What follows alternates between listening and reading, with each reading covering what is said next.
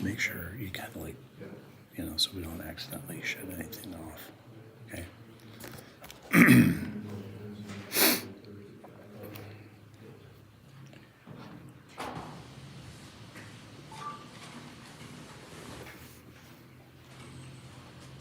Just got a text from, what's the, that was all, Yeah, as far as getting gravel in front of the distribution area, I don't think that's happening. There's my doctor.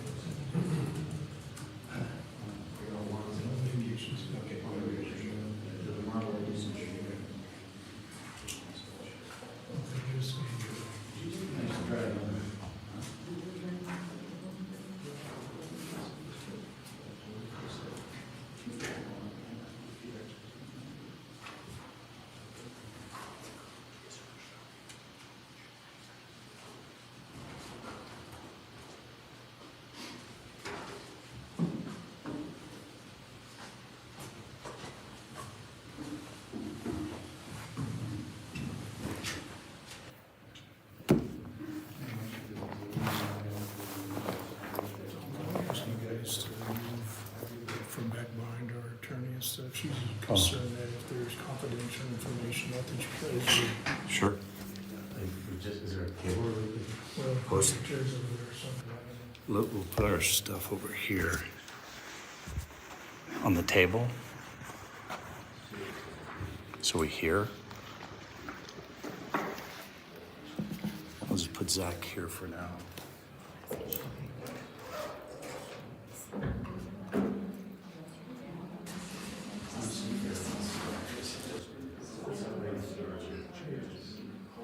Because I went through the thing and I was like, oh, I would have to ask for all these.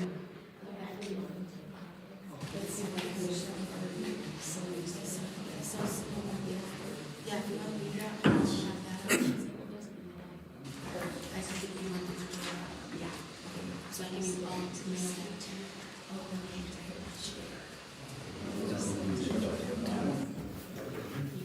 You'll have to.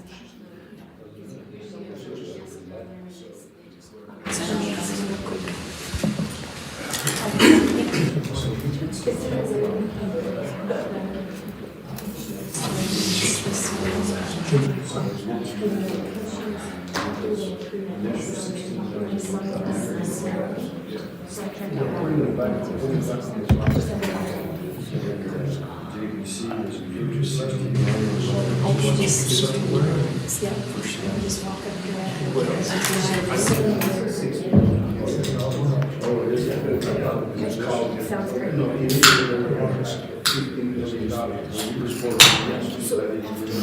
And what I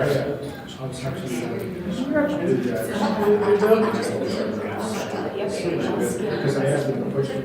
Yes. It's, they were going to stay cut 15, 20 something, but they're going to 60 million. So it's what they have. Yeah. 4 years. All right. 1 minute warning. Are you ready, Mr. Dorica? But that recording, I think we understand. Recording in progress.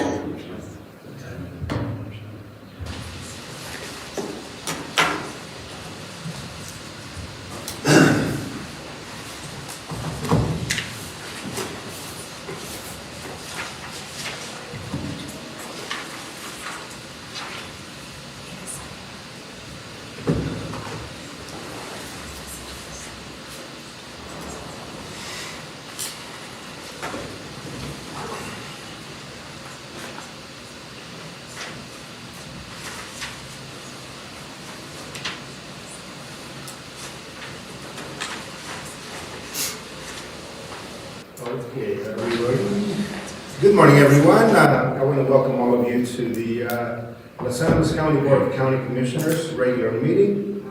Today is Tuesday, January 20th, 2024. It is now 9 a.m. We're calling this meeting to order. Please rise for an invocation by Commissioner Tony Haas, followed by the Pledge of Allegiance by Commissioner Luis Lopez. Dear God, we come before you to say thank you for letting us see another day. We thank you for granting us the strength to win the battles of everyday life. Lord, we don't know everything that we'll face today. Guide us through every moment, walking in your will. Keep our family and friends free from disease and harm. And all this we ask in your holy name. Amen. I pledge allegiance to the flag of the United States of America and to the republic for which it stands, one nation, under God, indivisible, with liberty and justice for all. Thank you, gentlemen. Roll call, Mr. Veronica. Commissioner Hess, Here. Commissioner Luis Lopez, I'm here. Commissioner Felix Lopez. Here. Approval of the agenda. Do we have any changes to the agenda, Mr. Veronica? No changes, Commissioner. Thank you, sir. I'll entertain a motion. Move for approval of the agenda. Second the motion? Commissioner Luis Lopez, Yes. Commissioner Hess, Yes. Commissioner Felix Lopez. Yes. Let's go to section 2, consideration of minutes. 2A, regular meeting minutes as of February 6, 2024. Any questions, any discussion, commissioners? Otherwise, I will entertain a motion. Motion to approve the meeting minutes of February 6, 2024. Second motion. Commissioner Hess, Yes. Commissioner Luis Lopez, Yes. Commissioner Felix Lopez. Yes. I'm going to make an announcement today. We have a pretty heavy agenda, and at 10 a.m., regardless of where we are with our with the rest of the items, we're going to be going into a public hearing. We have several items on that particular section, so we might take a little bit of a recess prior to going into that portion of the meeting at 10 a.m. So I want to put that out there, that we may interrupt the regular meeting to go into the public hearing. So we go back now, reading of correspondence, Commissioner Committee reports. Commissioner Luis Lopez, would you like to go first? Yes, thank you, Chairman, and thank you everybody for being here today.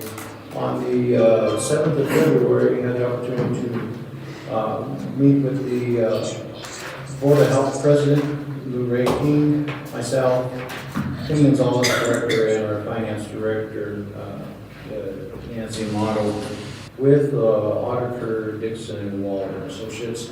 The audit was a good, strong audit for Los Angeles County, Northern County Health Department. We have a healthy fund balance, and it was a nice meeting, and unfortunate the end of an era with Mr. Waller and Mike and Tim doing that for the county health department, along with Council of Governments, which I had that executive review as well on the 15th. So with the Council of Governments being, the books are getting back into shape. We had a couple of years with some discrepancies, and now with the replacement of an executive director with a financial background, the search is on for a financial officer for that organization, and I really feel real strong. So does the Dixon and Waller firm, that this will all be straightened out. There was no problem with the funding or the expenditures. It was just some accounting discrepancies that were noted and fixed and repaired. So moving forward with that. On the 8th of February, Trinidad Renewal met. I was renewed for another 5-year term for that organization, and also was appointed vice chair, which will be the 3rd year I've held that position with that organization. It was a presentation, again, brought forward by an organization for housing development, apartments and stuff that I mentioned before. So that's still ongoing in the works.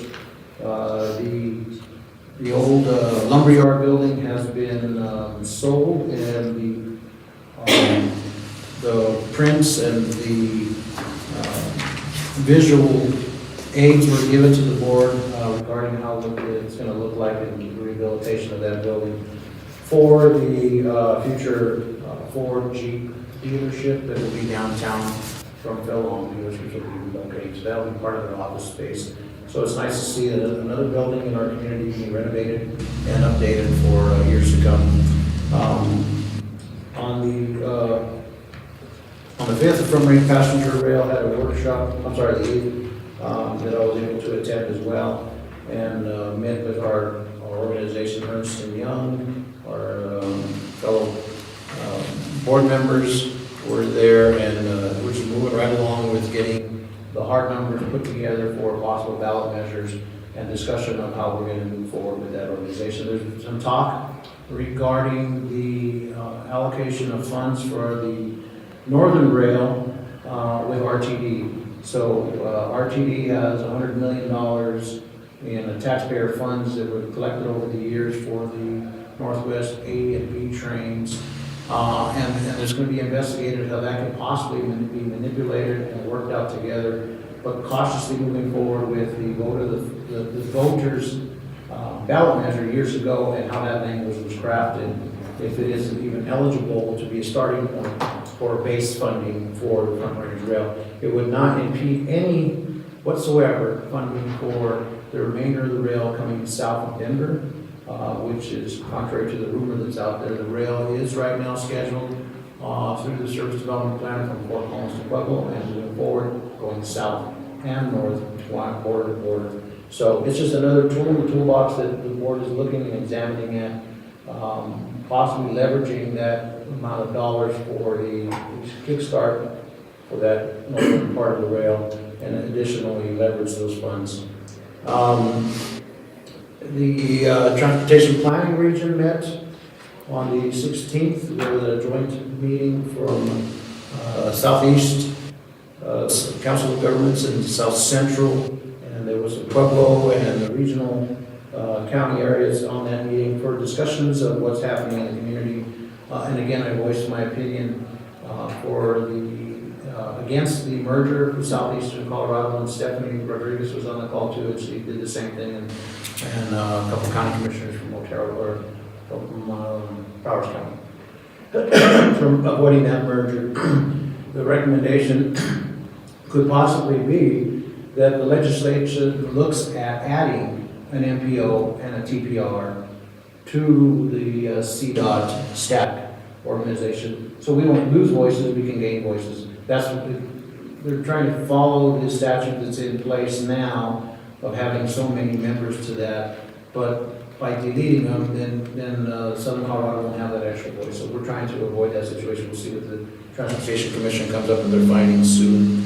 And then I had another meeting with Council of Governments for the formal offering and approval by the board of Mr. Brian Blasey as the executive director. So his offer was made to him. He was the finalist, so it was actually done through an agenda item and an action item, and Mr. Brian Blasey is now the executive director for Cognitive Board. That's my report, Chairman. Okay, so may I, on the fast rail, is there with a press release, we're getting quite a few, like you're mentioning, some of our constituents wondering where is going to be phase one, and then phase two. I think it would be something that you might bring to the board, so they can explain what is the estimated time of from here to here, and then phase two. I will pass it on to executive director, and I think if they look at the website, it does state the initial route, Yes. but it doesn't say that it's going to be implemented in stages. And that's what the ballot measure is being crafted now, and a lot of board members are exactly stating that they would like to see that in the ballot measure, so their voters of their communities will know when and where they will have it. So it hasn't gone to the point where the ballot measure would be even implemented at this point. However, all that dialogue is being happened. But we can't put a press release on this. Thank you. Commissioner Haas. Yes, thank you, Chair.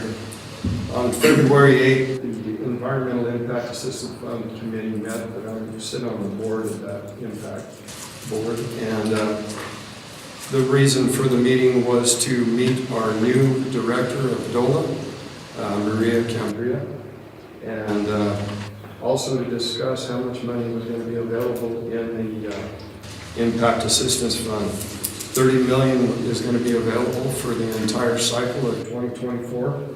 And we reviewed some Tier 1 applicants with $6 million that was available. There were $2.4 million in requests, and $2.1 million was awarded. There were 16 that received full funding, 3 partial funding, 2 which were denied, and 2 that were pulled. And there was also $688,000 allocated for Tier 1. It's a Tier 1 housing application process. On the 14th of February, I attended a green energy siting hearing.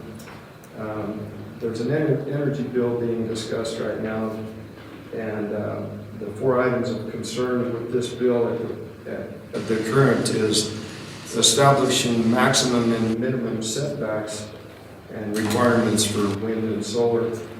And the second, there were 4 steps to this, 4 concerns. There's an environmental group that's asking that all energy developers consult directly with CPW to make sure green energy isn't interfering with wildlife corridors. Number 3, counties are allowed to go into a moratorium, but only for 60 days, which is concerning because when Boulder County asked for a moratorium during the gas and oil proceedings, they were granted a 9-month moratorium, so it doesn't seem like that's fair. And the other thing is, what is this bill trying to solve? What is it? We're already adhering to these, they're already adhering, the green energy is already adhering to the setback rulings. It's, I don't know, it just seems like that if it isn't broke, don't fix it, right? Also on the 14th of February, I attended the Colorado Outdoor Steering Committee for Agritourism in Colorado, specifically in southern Colorado. The Colorado Outdoor Partnership began in 2017. I thought it was 2019. Guys, I reported wrong last month. It was actually founded in 2017. And there's currently 532 documents, 65,600 pages, and 20 million comments that have been acknowledged up to this time. And just 4 months ago, I found out there was no ag representation at the table. And they're talking about agritourism in southern Colorado. This is concerning for me. They hired last month I told you who's going to deliver the message to the ranchers and the private property owners in southeast Colorado. And it was told to me then that the Nature Conservancy would handle any of those discussions. Now, as of the 14th, there's a PR messaging firm. It's called GSM, Communication Strategies, Visions, Goals, Principles, and Values, that's going to handle the messaging now.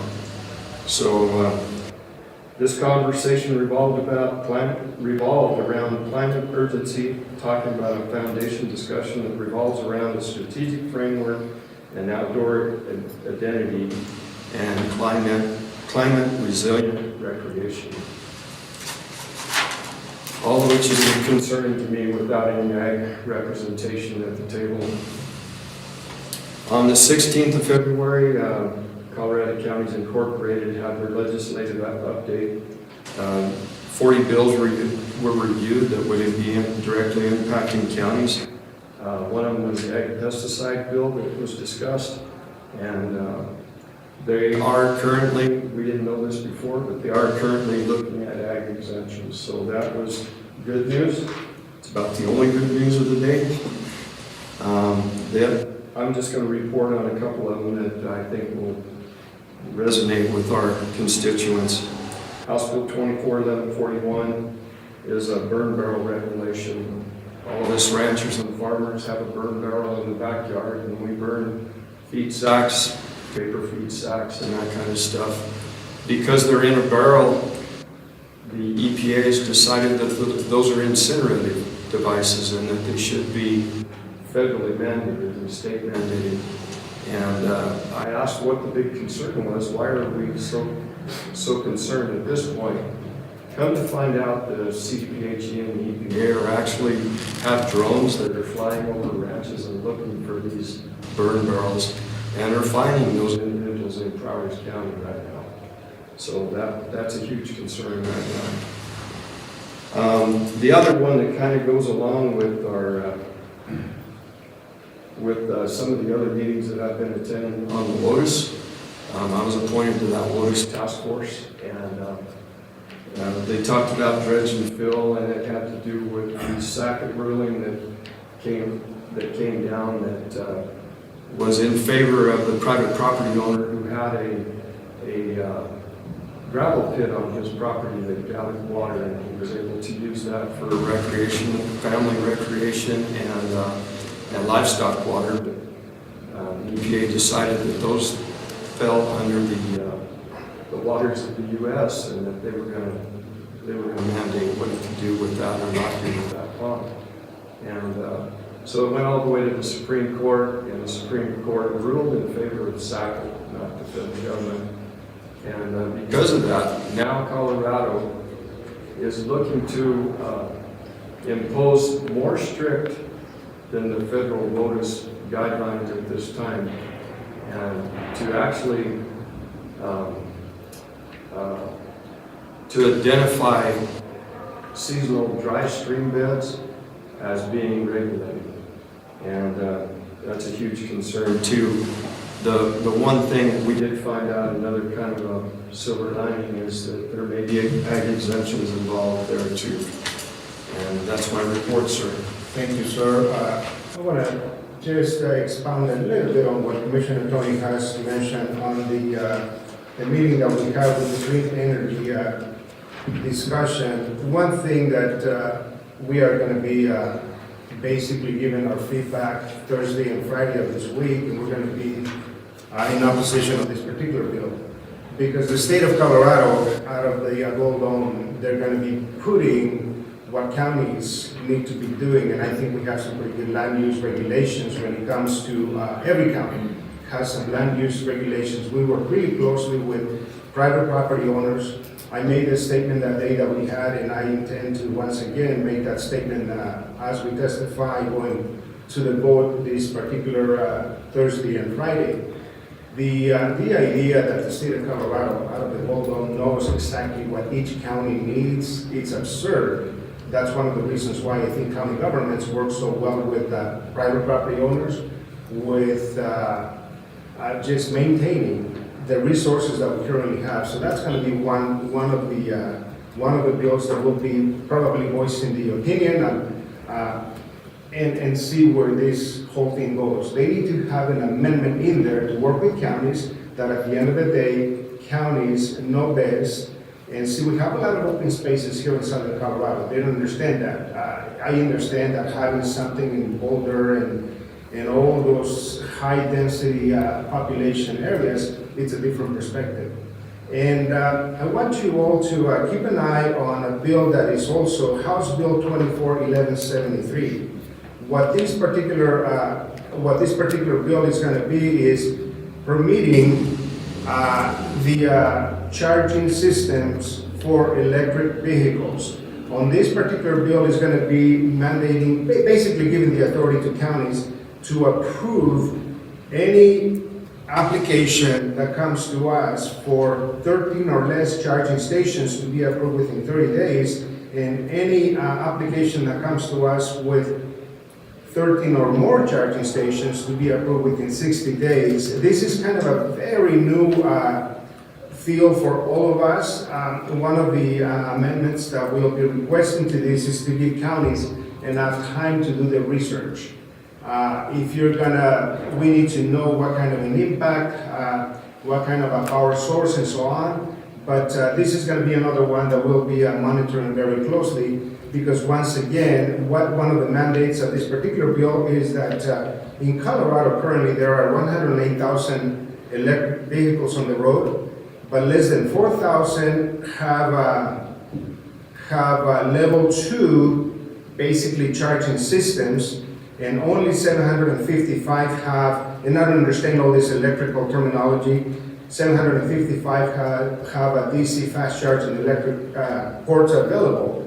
So what this bill is going to be calling for is to have at least 5,800 level 2 and 1,700 DC fast charging ports available for public use. And this is by 2025. And we understand that this is going to be one of those new phases that counties enter into.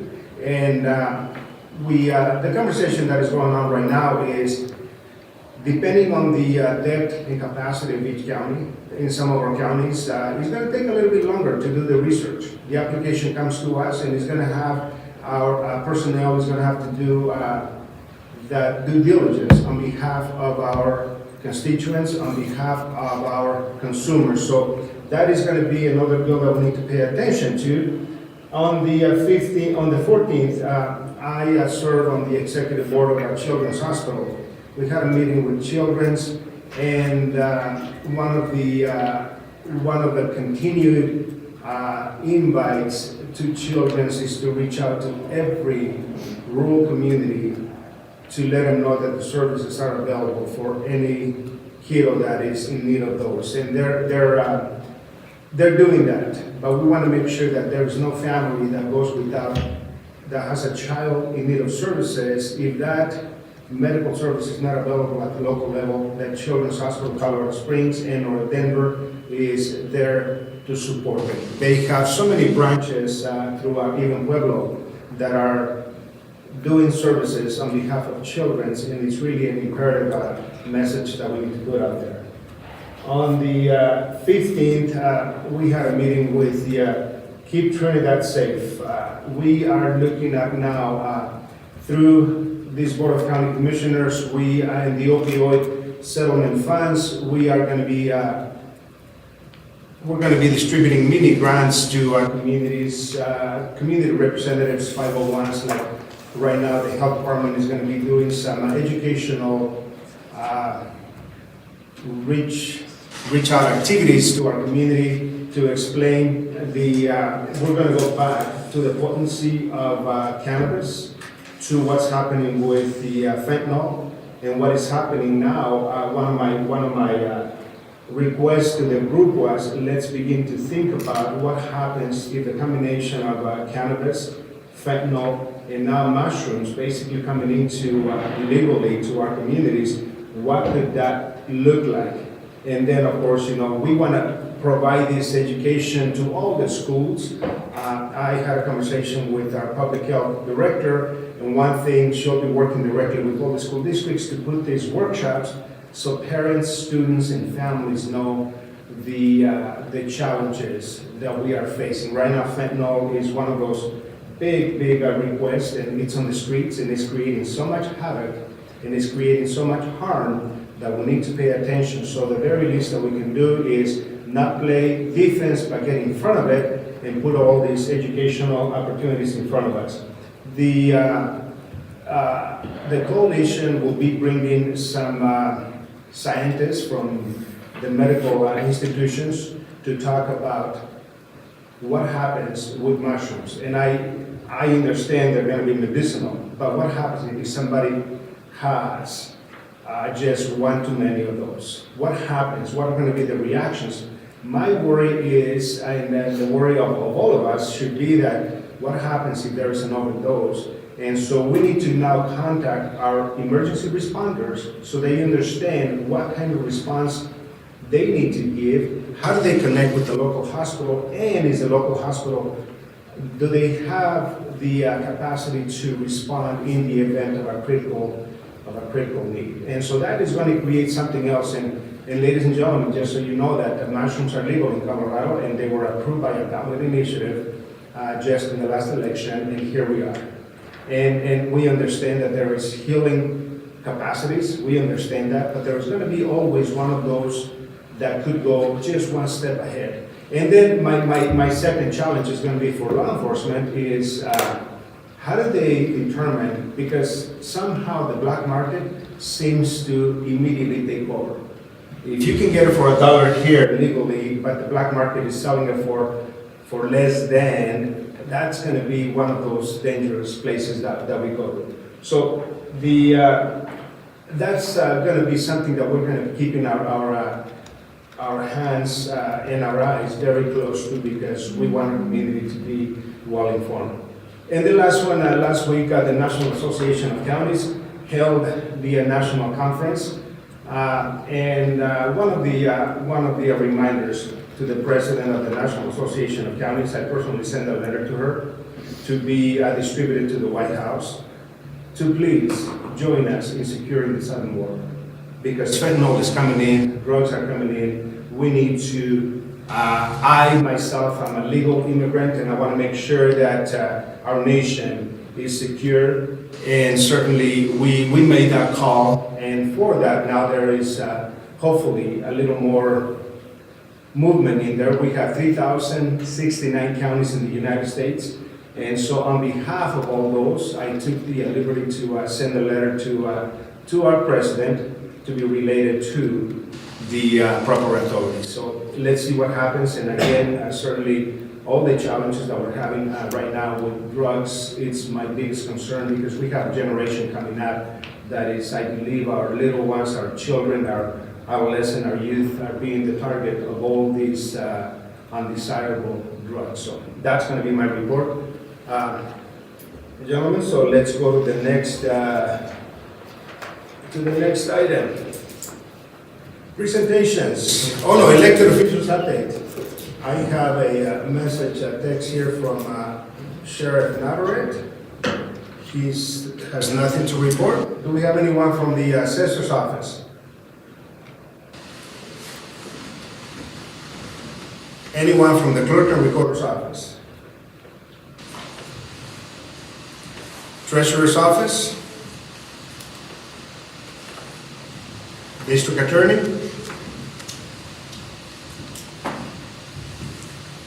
And the coroner. Hearing none, let me go to the next section, presentations.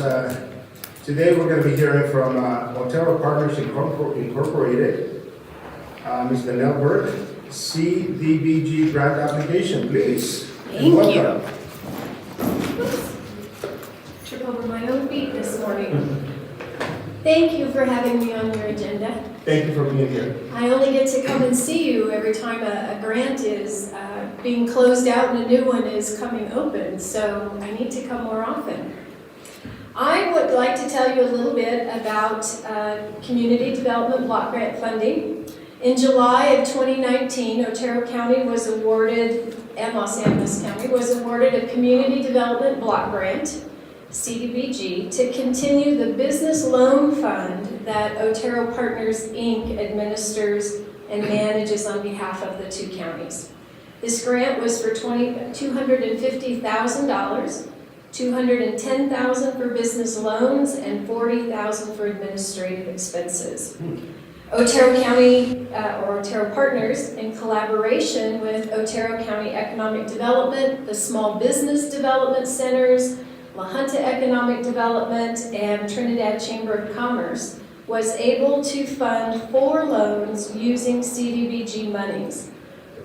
These 4 loans, 3 of them were right here in Los Angeles County. So we funded the Wing Pit and Trinidad Roasting Company. We also funded Paramount Perspective UAS here in Los Angeles County, and one loan, Velasquez Auto Glass in Otero County. In May of 2021, the county requested and received an extension to the CDBG contract that allowed Otero Partners to continue to have the ability to fund more businesses. A second extension was requested in July of 2023, but we did not receive it. I found out that we only get 1 extension on a contract, but yet our previous contract we had 2, so I was confused. So we're behind about 6 months in getting 1 closed and a new grant opened up. Over the last 4 years, Otero and Los Angeles County businesses have had access to $250,000 in CDBG funds and over $200,000 in revolved funds. These funds are CDBG dollars that have been loaned out and paid back. They lose their federal identity, and so we have more leeway on revolved dollars in funding businesses. I'm very pleased that we've been able to put over $500,000 into local businesses over the last few years. 2 of our businesses that received revolved dollar loans were the Little Rocks Treasure Box right here in Trinidad, Love her ice cream, and I've been over and had ice cream with her, and also her clothing store. And then Topview UAS, which is a drone company here in Trinidad. The contract for the CDBG funds with the amendment was in July of 2024. The Otero County Commissioners de-obligated the remainder of those monies, which was $116,600 in December of 2023. A new grant application for the loan fund is in the amount of $250,000. These funds come from DOLA and need to benefit moderate and low-income persons, whether that is borrowers or whether those are employees of those borrowers. Either way satisfies the criteria. Today, I'm asking for your signature on the new grant application. I'd be glad to walk through it with you or answer any questions you might have about the application or the work that's been done or anything else you might like to know. Well, first of all, thank you for being here. You mentioned that you only received one grant extension, no cost extension. Was that a 6 months or a 12-month extension? It's a 2-year. A 2-year, okay, very good. Yes.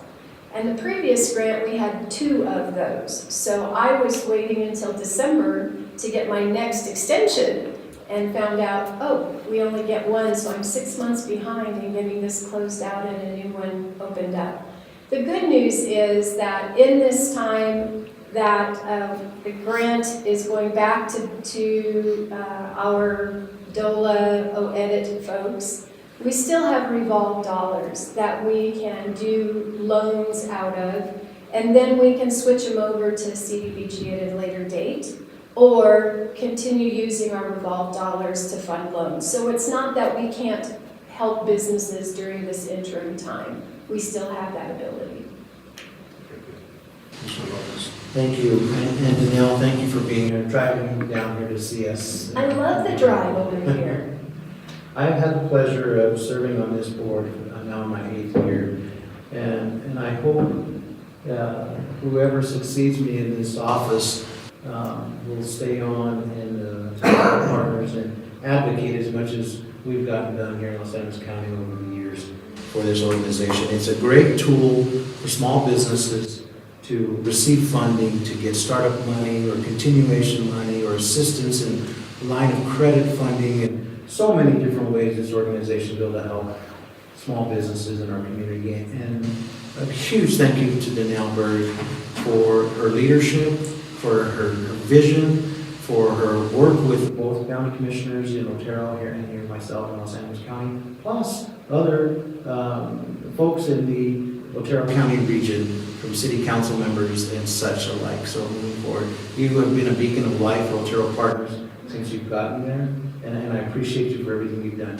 I would like to ask the board's permission to continue with this organization and moving forward and signing this grant today, and without any incidents or hiccups, because I think this is a true asset to the businesses of Los Angeles and Otero County. So thank you, Danielle. You're welcome, and thank you, Luis. Thank you. And Danielle, would you, by the way, Commissioner, that's what I'm good. Okay.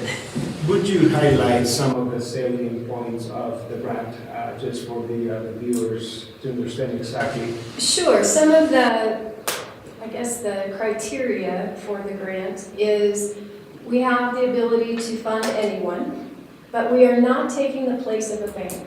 So in our application, and this is for all CDBG funding, they need to show that they have been to a bank and received a turn down or something along those lines. Otero Partners has the ability to work on interest rate. According to our responsibility, we can go 2 plus or minus points on prime. So as interest rates have gone up, that's a true selling point. One, because a lot of our small businesses, although they could qualify for a bank loan, they can't afford the interest. The other thing we can do is we can give them grace when it comes to COVID. We were able to put their loans on hold for 3 months at a time during COVID and be able to work with them on that. As they turn in their quarterly reports and show us their financials, if there's a reason that we need to look at lowering the cost for them, meaning taking their payments down a little bit until business comes back, we have that ability to do. And to me, that's working with business, especially startups who have this huge idea of what working in business is going to be and how easy it's going to be, and I'm going to earn all of this money right away, and I'm not going to have any expenses whatsoever, and bringing them into reality a little bit. I also enjoy the connection with the Small Business Development Center.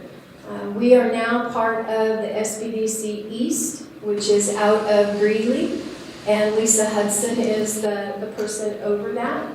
But we now have SBDC operatives in Otero County and Los Angeles County. So on that note, for a borrower, they can use SBDC as kind of a mentor and a guide as they're going through the startup Yes. steps. And not just the startups, it's the next step too. Okay, now I'm in business and Danelle wants a quarterly balance sheet and profit and loss.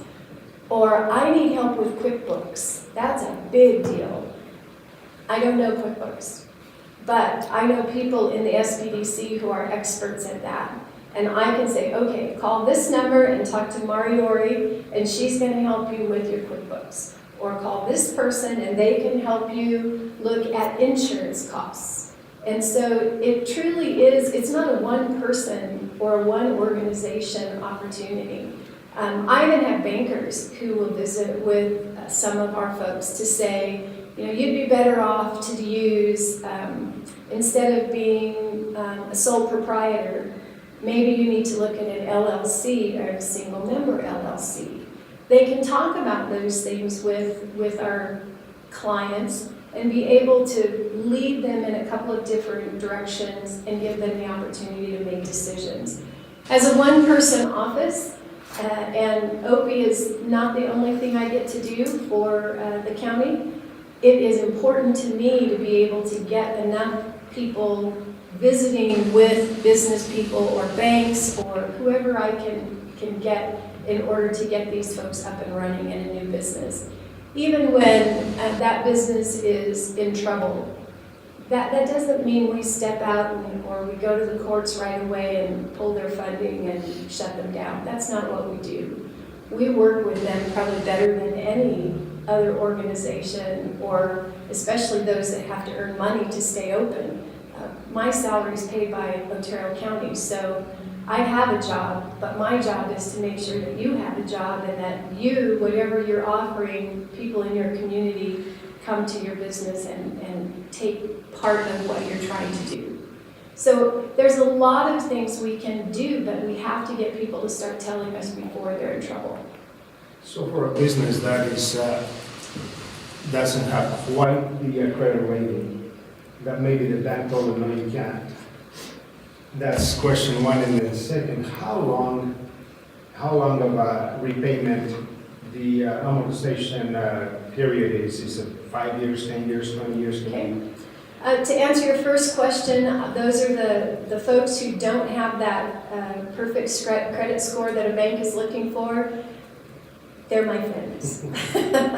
Those are the folks that need to come and see Otero Partners, because we can work with that. Now, I have to say, my loan review committee gets a little irritated when they're too low.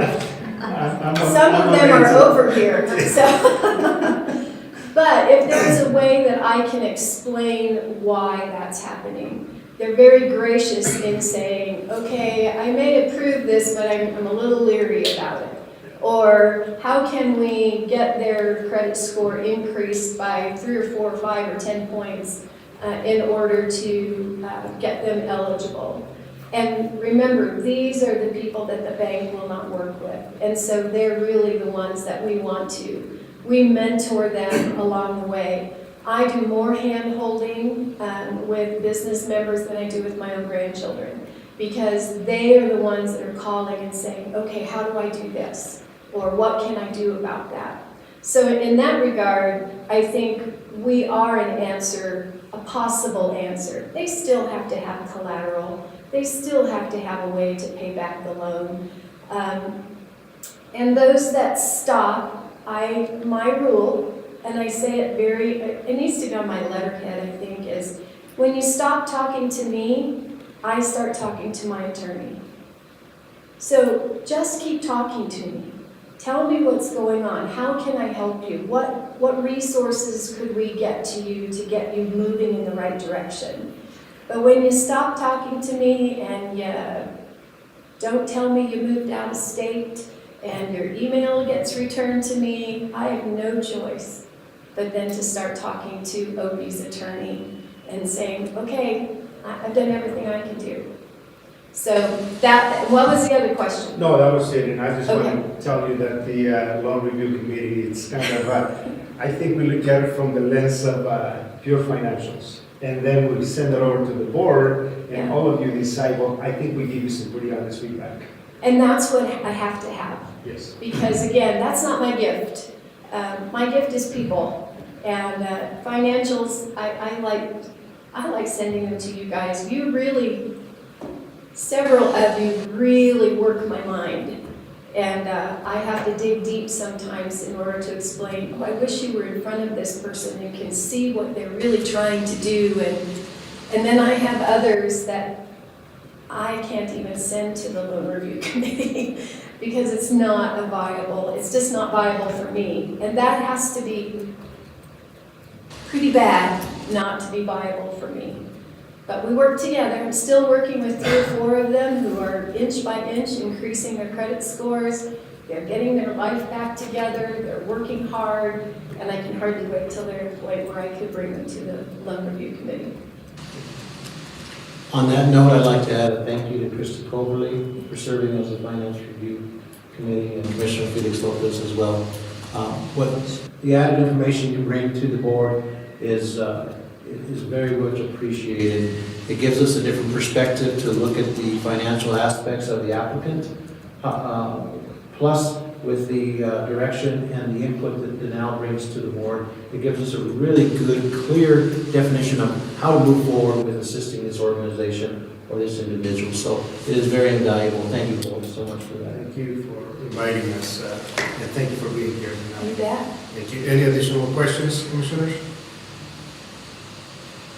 Safe travels. Thank you for coming. Well, my ask is that I need signatures on the new application, and I did talk to Paula as well as Phil. If you vote, do you vote here or in your next meeting on whether to go with? Later on the agenda. It's later on the agenda. It's Thank yeah. you. I am not leaving. Very good. Thank you. You bet. Let me call in Purgatory Water Partners, Ms. Julie Knudsen, and Youth Club of Trinidad, Mr. Pat Walsh. They're going to provide us an update.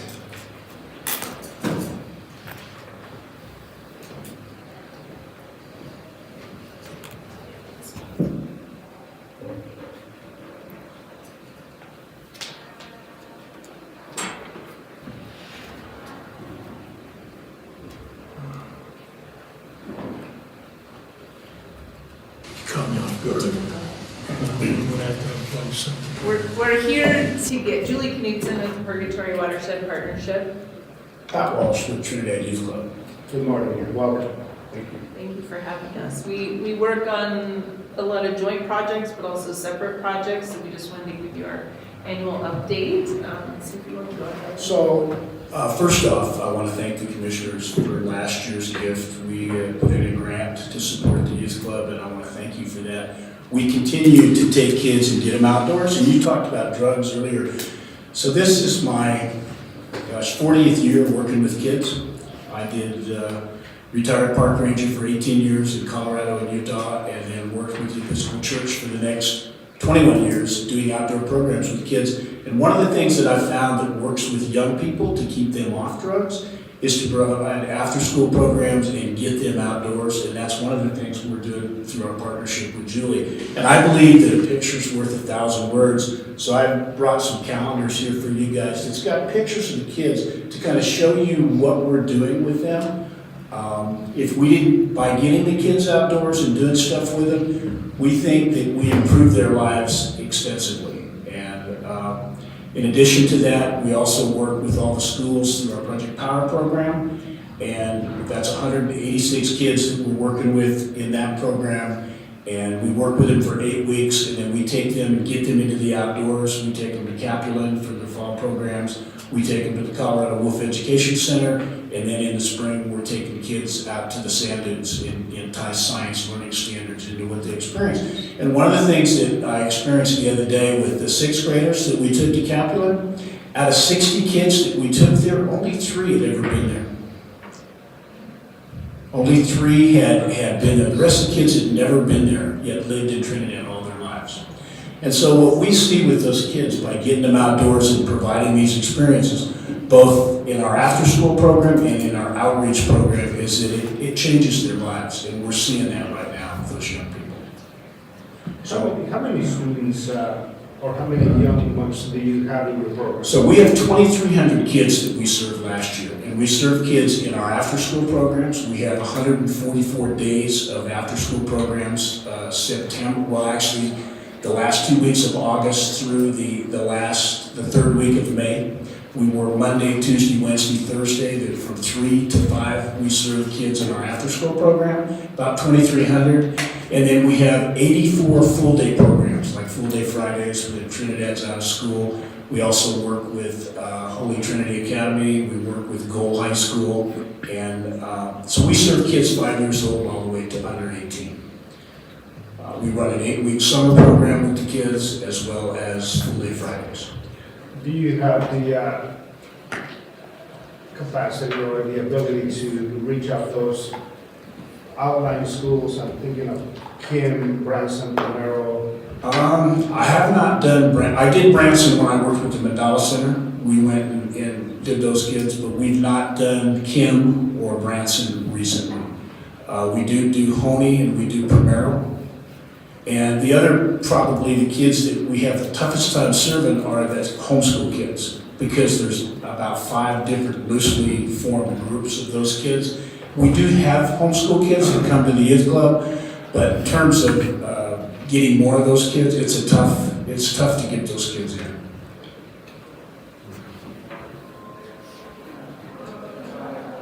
I got a couple questions for you too. Mr. Walsh, thank you for being here today. You mentioned the 2,300 kids that you were able to service or assist and help throughout the year. Thank you for that. This community really needs an organization to help our youth and throughout our activities. What better way to service them than getting them some different experiences and exposure, which is amazing. Question I have to you, is there fees associated for being members of the organization? So we keep our fees low. We charge $24.50 for a full-day program and $13.50 for our after-school program. We are on a Colorado Child Care Assistance Program that pays, for the full-day programs, they'll pay $21, and for the after-school programs, they'll pay $11. And about 82% of our kids qualify for CCAP. The challenge that we face is that there's a lot of families that struggle, that make too much money just right above that CCAP income quality, and yet it's just too expensive. Even with our fees low, they haven't raised them for the last 5 years, and those families struggle immensely to come to our programs. So we are looking at establishing a scholarship fund that will support some of those families that just don't qualify for CCAP, but yet their income is just a smidgen above it. So. And you mentioned go ahead, I'm sorry. I'm sorry, just the age now. So they age out of CCAP at 13, so they're no longer qualified. So we lose a lot of those kids also. So it's a really tough age to lose kids when they have a support network like this. So my next question was on the grant that you applied for Los Angeles County. How is that being utilized? That is being utilized to support our after-school programs and our enrichment programs at the club. The reason why I ask is because our members that allocate those funds are staff members here at Los Angeles County, and the more you can give them information of how those dollars are utilized, maybe they would be able to assist with a higher amount of dollars leveraged for your organization. That's just for transparency reasons. So we are trying to raise about $15,000 outside to establish a scholarship fund to support at least a third of the tuition for what we charge.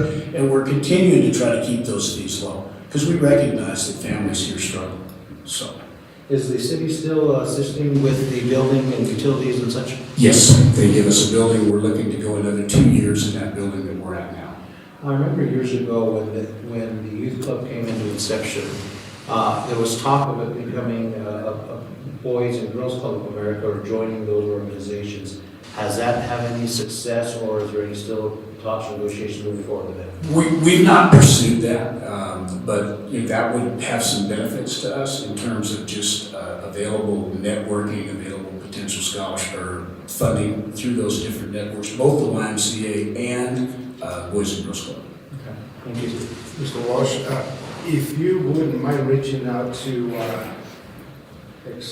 Director of Public Health, Kim Gonzalez, and perhaps the two of you can do an educational presentation at your facility with the money that micro grant that we received, very, very small amount, but I think if you could get 50 kiddos in there to hear a presenter speak about just all the various drugs that we have going on out there. One of the most recent things that we heard is the vaping. I really have no idea that vaping could be such a dangerous thing.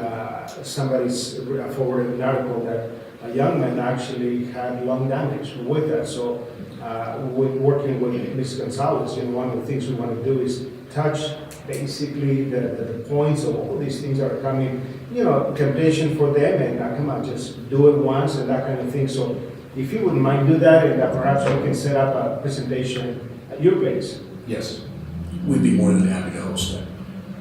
Yes, Commissioner Harris.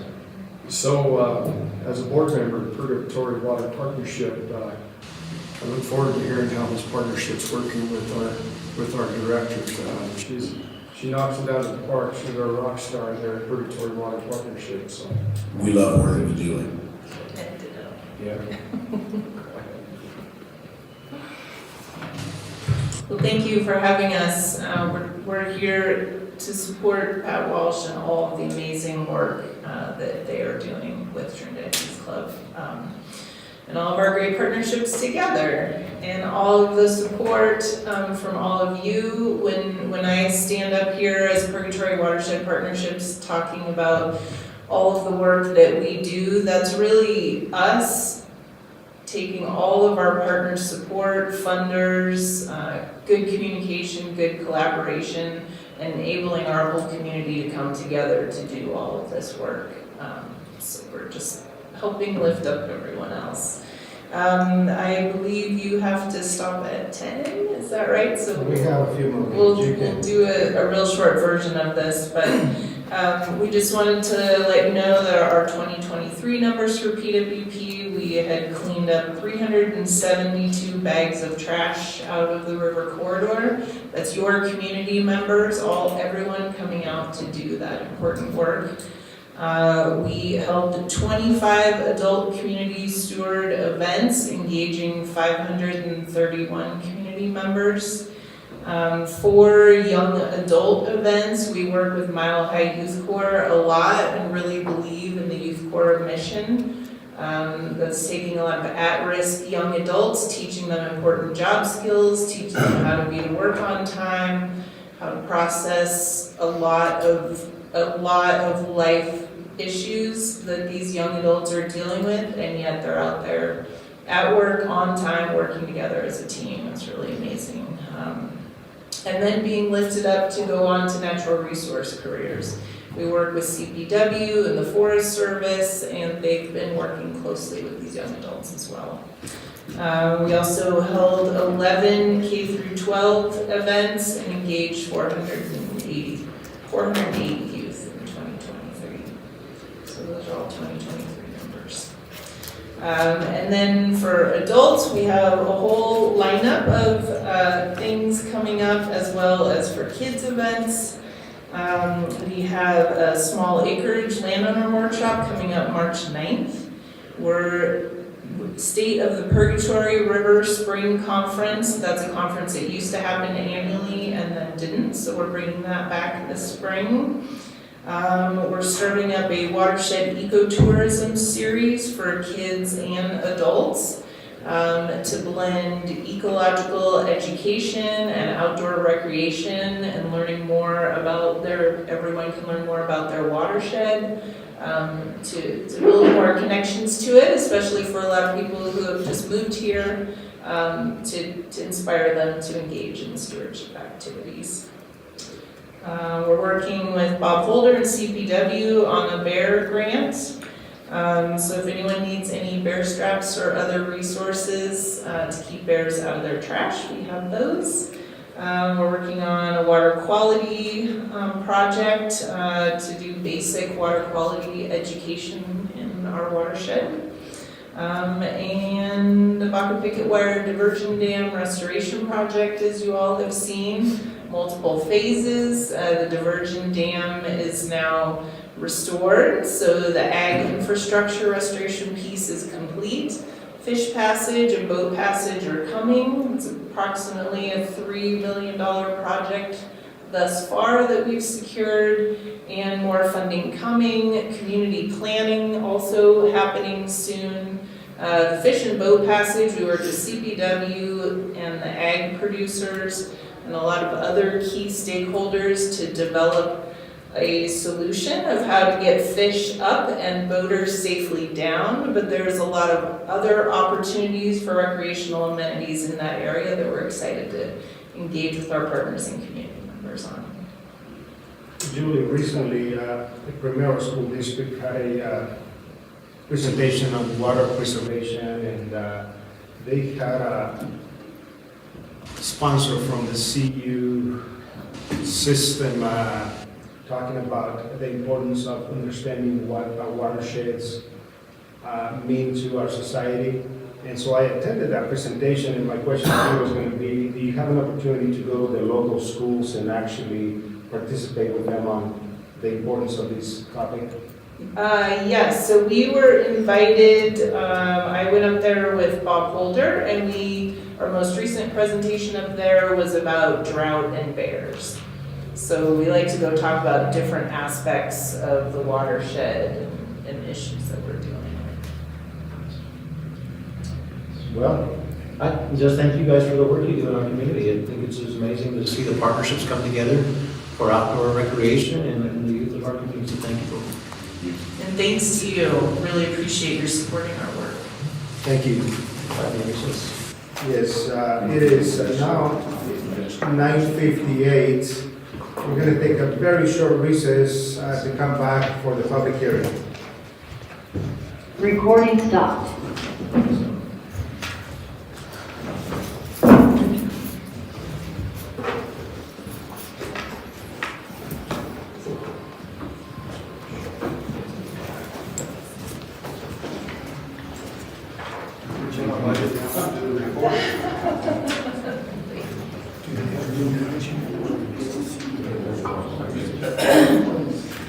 I just found out that I don't assume he's going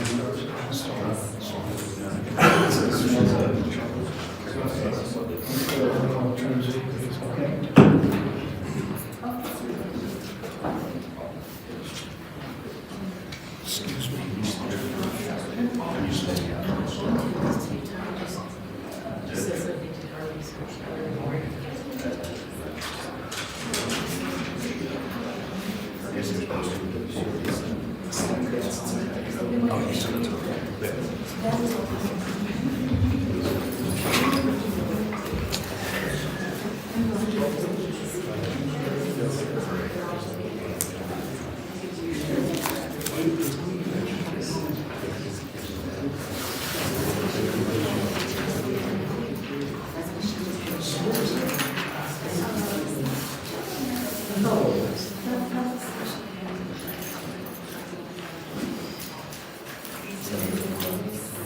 Yeah.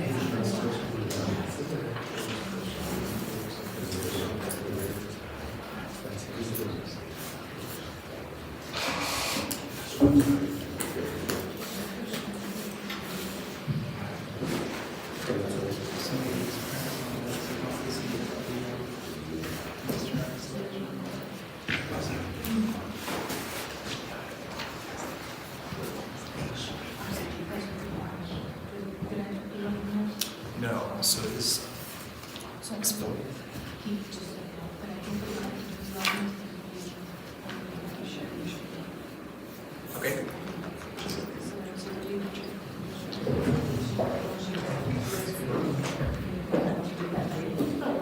Okay, no problem. And do you all have a Wi-Fi I could join?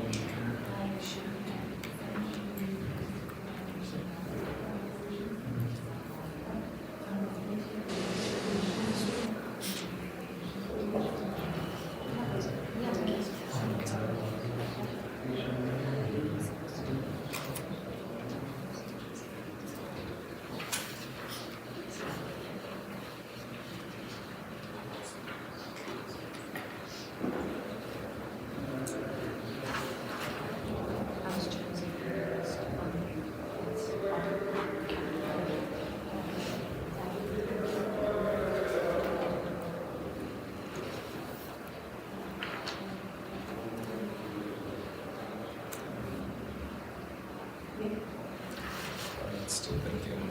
Oh, that worked. Thank you very much.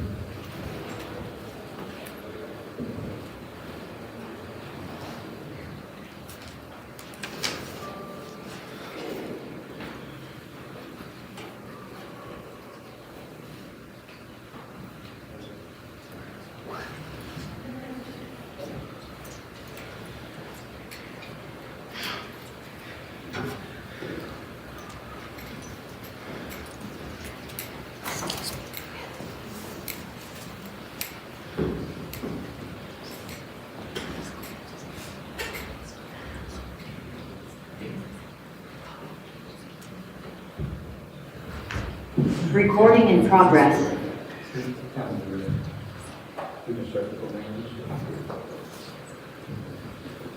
Well, good morning, everyone. It is now 10:02, and we're going to be going into the next section of this meeting, public hearing. So, first, we're going to be calling, we have three items on this particular agenda. I'm going to be calling each and every one of you to provide testimony on your proposal. The Board of County Commissioners asked everyone to be, to maintain from any insulted language. And all your comments shall be germane to the topic that we're going to be addressing. So as we call each and every one, as I mentioned, we have three, you're going to be sworn in, your name will be taken, and then the board will go on to take basically a position. And we may also, if necessary, go into executive session to get advice from our legal counsel before we render a decision. So at this time, I'm going to be calling basically, oh, and by the way, one more thing. In the event that there is anyone present that would like to provide testimony for or against these particular propositions, I'll be calling on you. So we will have first the proponents of all these applications, and then we'll ask for comment for any opponent of these applications. That's going to be the second step. And in the event that somebody here has a question, say the opposition for the proponent, you will not be allowed to ask the question directly. You're going to be sworn in, but we'll be the one conducting the questioning back and forth. So if you have a question, ask the question to the board, and we will pose the question back to the other party. That way we don't engage in argumentative or any type of disagreement. So having said that, let me now call Colorado Liquor License application by Christina Arkin, Crowbar Limited. Do we have anyone from, please welcome. Please raise your right hand. Solemnly affirm under penalty of perjury the testimony you're about to give will be the truth, the whole truth, and nothing but the truth. Yes. And please state your name. Christina Arkin. Good morning, and thank you for being here with us. We have received your application. And, you know, my first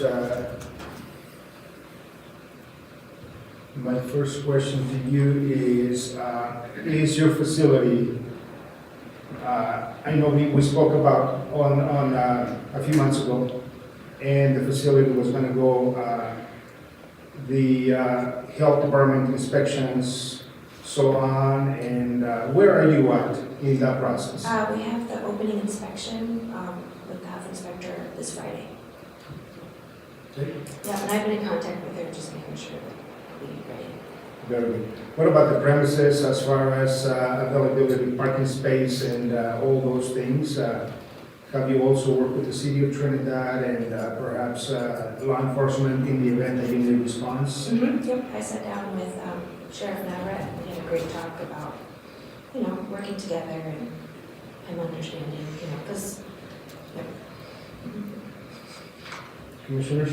Thank you, and welcome back, Christina, and congratulations getting your facility ready. I think we just recently had your special use permit a few months ago, and I was expecting this to come before the board as well. On clarification of the road there for the parking, that just so some background for you, it is a county road, and I believe years ago the property boundaries were gifted to Los Angeles County. That's when the asphalt was placed in those areas for those businesses to be successful. So if you have any questions regarding moving forward, Mr. Dorenkamp and the Bridge Superintendent would be the personnel to call regarding some hiccups or any issues you might have, and also law enforcement or the sheriff's department out there. So that's just a clarification regarding that. As a Board of Health member, look forward to seeing your health department clean bill of health, I would say, for your facility. And looking at the diagrams that you have presented today, I believe you have included the entire premises. Is that what we're looking at here today? Because I remember last time we discussed it was possibly just a section of the facility. Now it's encompassed the entire facility. Is that what you're planning on doing moving forward today? Yes. And I believe all of the payments have been made, have been presented here today. I have no other questions for you. Thank you. I have one question for, go ahead, Commissioners. No, go ahead. Any questions, council, from the application? Any concerns? In your packet and also emailed to was the report that I had done on this, and I had it was a complete application. Thank you. Commissioner Harris? No, thank you for those questions, Commissioner Luke does that. I was going to ask about the boundaries, so I'm glad you got that resolved.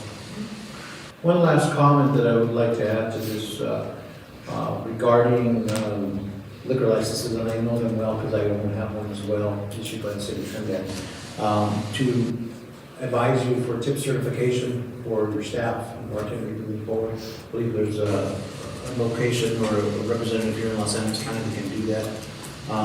Tom Davis, I believe, offers those trainings just for protecting your investment and protecting your customers as well. So that would be something that I would want to I recommend. actually had to have that done for my insurance, so. Okay, so insurance, that's a requirement of insurance now. Yes. Other than that, I have no other questions, Thank Chairman. you, sir. Let me ask, I'm going to call Mr. Lucero, just one simple question, so if you don't mind, come up and be sworn in, sir. Solemnly affirm under penalty of perjury the testimony you're about to give will be the truth, the whole truth, and nothing but the truth. Yes. And please state your name and position. Rob Lucero, Planning and Land Use Director. Thank you, Mr. Lucero. You carry that title, planning and use. Do you have any concerns, any as far as the property and any permits that may be outstanding for this facility? Not at this time. There was a few items on our building department that needed to be addressed, and they were. So she's good going from our end. Thank you, sir. Really appreciate that. Having no other questions, commissioners, at this time, I think we will, if there is any other questions, we have two individuals sworn in here on this very last hour. Is there anyone that would like to provide any additional comment on behalf of the proponent? If not, let me ask the question. Is there anyone that would like to provide opposition to this applicant? Hearing none. Commissioners, at this time, I will entertain a motion. Chairman, I move to approve the Colorado liquor retail license application by Crispina Arkin, Crowbar Ltd.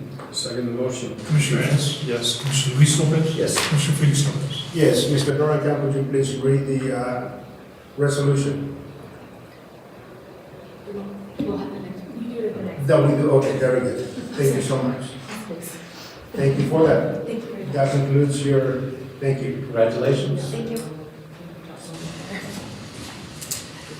Thank you for that. We're going to call now on special events permit for Trinidad Legacy Rodeo.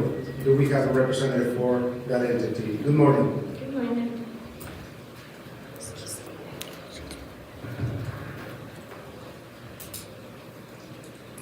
Solemnly affirm under penalty of perjury, the testimony you're about to give will be the truth, the whole truth, and nothing but the truth. Yes. And please state your name. Jillian Maria. Good morning. Good morning. Let's see here.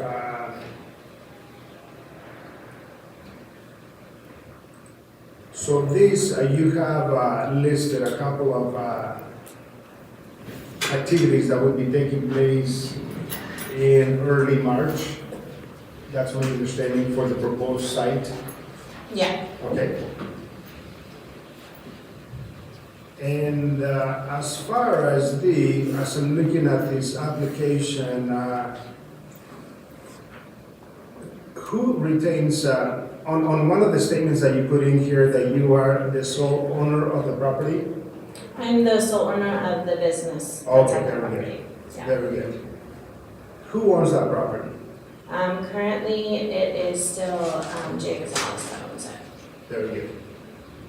We have the document signed here in the agreement, signed by him, so just wanted to confirm that.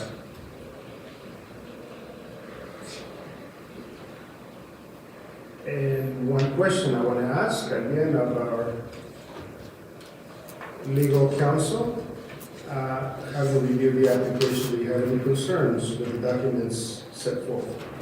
The application in general is complete. I believe there's some additional information that we might need from Mr. Lucero, though, if we can get that first. Okay, thank you very much. Okay, so please stand by and let me call Mr. Lucero to the podium. Solemnly affirm under penalty of perjury, the testimony you're about to give will be the truth, the whole truth, and nothing but the truth. Yes. And your name and position, please. Robert Lucero, Planning and Land Use Director. Yes, Mrs. Maria has applied for a special events permit application, which is required. The application was complete and has been approved. And the fee has been paid for that. And it's for, this one is for one event. Okay? I think originally we were gonna have 2 concerts, but this is only for 1 concert on the special events. Okay. All right. And what is the date of that event then, Mr. Lucero? March the 2nd. Okay. Question for you, Mr. Lucero. The property that is being requested for the special use, or the liquor license in this case, formerly was known as Kelly's Towing, and which had a special use permit for that facility and that business at that time. And you mentioned an application has gone through for a special use permit for this activity. Has that gone before the Planning and Zoning Commission yet? The special events doesn't have to go through the planning commission. A special use has been applied for on the rest of the facility. I have issued a temporary use while they were doing their special use application. I have it scheduled for a hearing on March the 4th for the rest of it. So it'll basically go before the planning and zoning for changing at that time the special use permit for the property. Yes. Okay. That is gonna be after the event is being held for this particular? Yeah. Okay. Thank you, sir.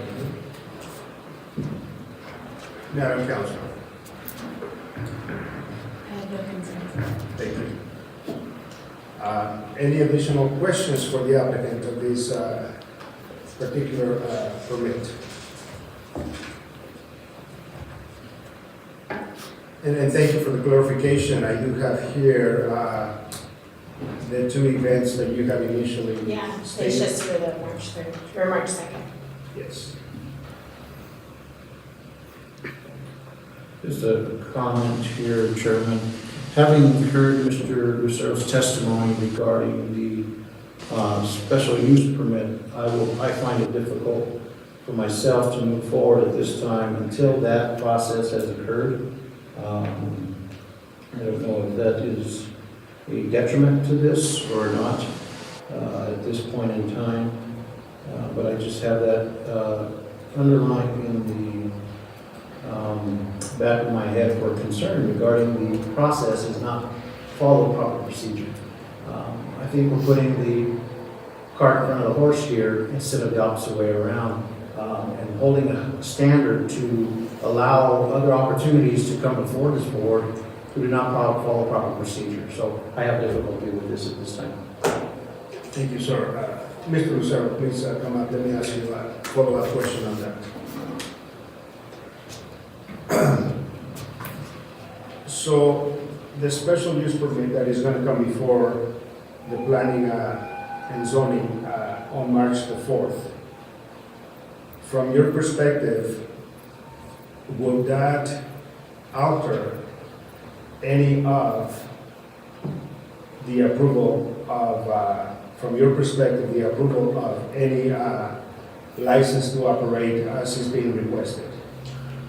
I don't think so, because this is specifically one event, the special event is for one event, okay? And the liquor license is for one event, okay? I don't think it'll affect, the special use permit is for the Villa Arcade, the other business that are in there. My concern, and maybe you can answer this, since we haven't seen that packet presentation until after the planning and zoning, as a Board of Health member, it brings concern to me regarding the facilities if the proper health department has been notified and inspected for septic systems for allowing and changing the use of the facility for a venue such as this, which is no bearing for this hearing today. However, it could possibly have some bearing on the planning and zoning consideration. It could, and she has been working with the health department. I have talked with the health department. I have their approval for their food establishment part of it. They did have some concerns when the special use comes up, really concerning the septic and if they were gonna have say a wedding, okay? If these wedding parties are gonna want to use, because the septic system it was set up for probably 2 or 3 people, not a bunch of them, okay? So, it's not gonna affect the special events, the one special event for this, but something to keep in mind when the special use permit comes up. So then, Ms. Julian, let me ask you the question. As we have heard, that the septic system is not equipped to handle, I don't know how many people you were expecting. I would imagine a few hundred in there. Is there going to be the use of additional porta potties I'm actually referring to? Yes, the health department has given them direction in that, and part of our special events, certain amount of people you're required to have, certain amount of porta potties, and there's gonna be an ADA, I think, porta potty there, and hand washing stations. So that's all been through the health department. Okay. Commissioner. So I find it difficult to move forward with this. We have a protocol we have to follow. And I think we are setting a dangerous precedent if we use the analogy I was going to use, put the cart before the horse here.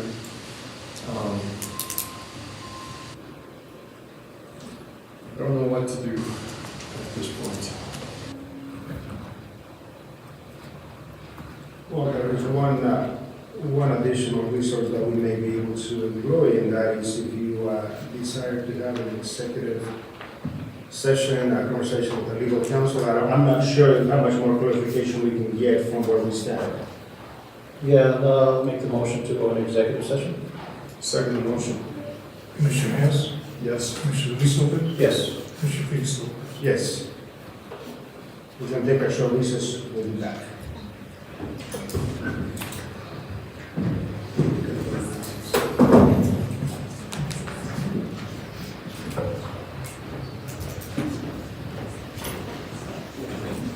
Put on some music.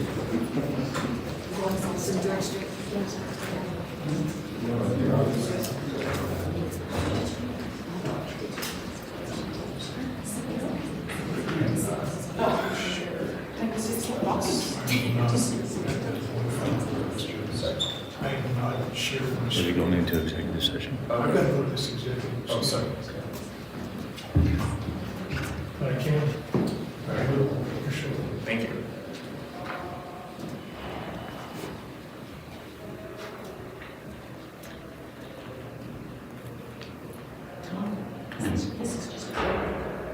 Yeah.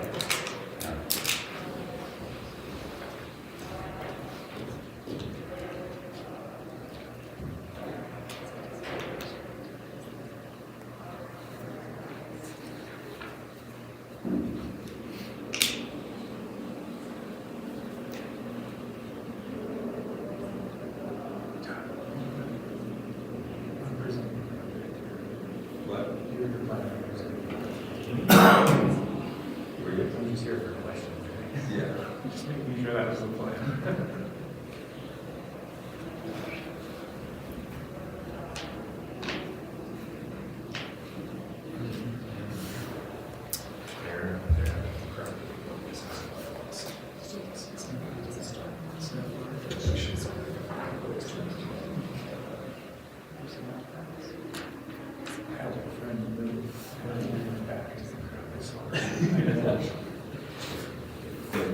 He's looking at it and I'm trying to hire leaders. I can't do this with a consensus anymore. Yeah, he's in a better financial situation. Is it different from Ontario County? Yeah. Yeah, But it's interesting seeing. it is. It is. Like if we should like give us all, what we should do is. Yeah. So formal compared to what? Oh, yeah. It's very, very interesting. I think I've been to 4 of the 6 counties. And so far, you guys are the most. Tom's on my minutes, pages and pages and pages. I finally got that, otter paper.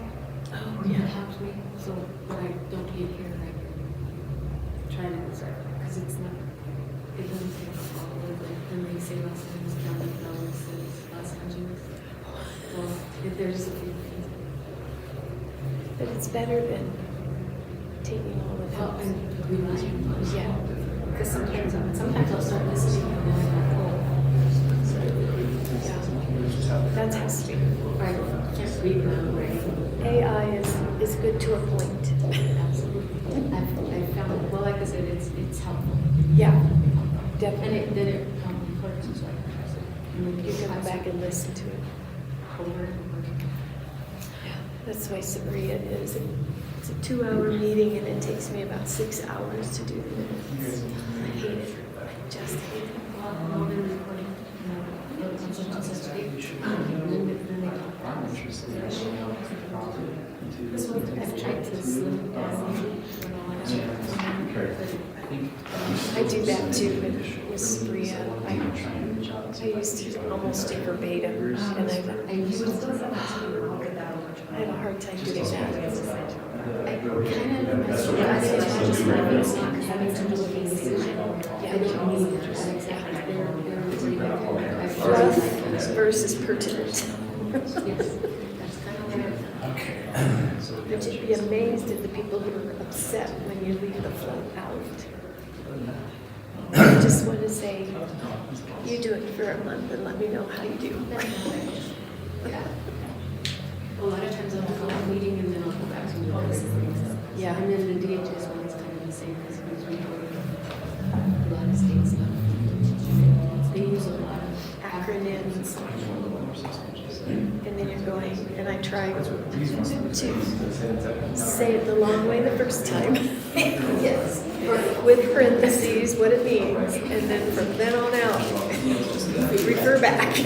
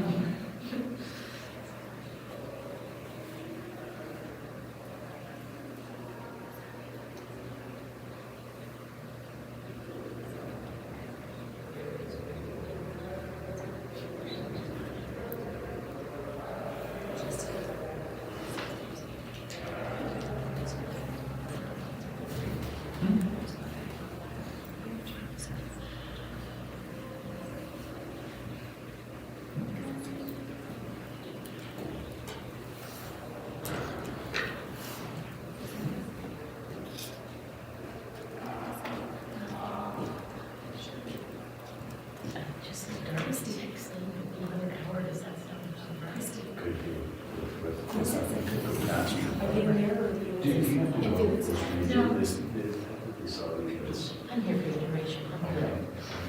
Just tell, touch Paul and say, just babysit.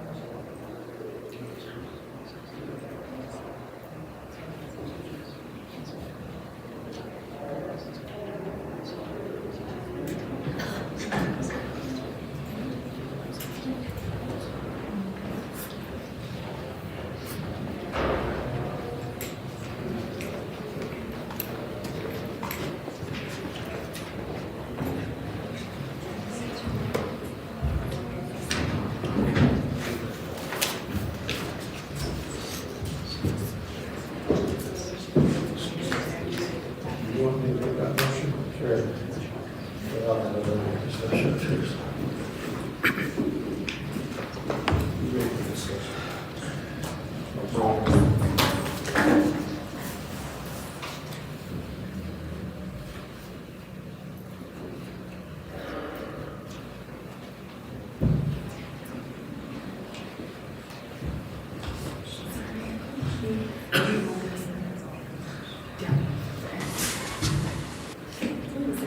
thank you for your patience. I'll entertain a motion to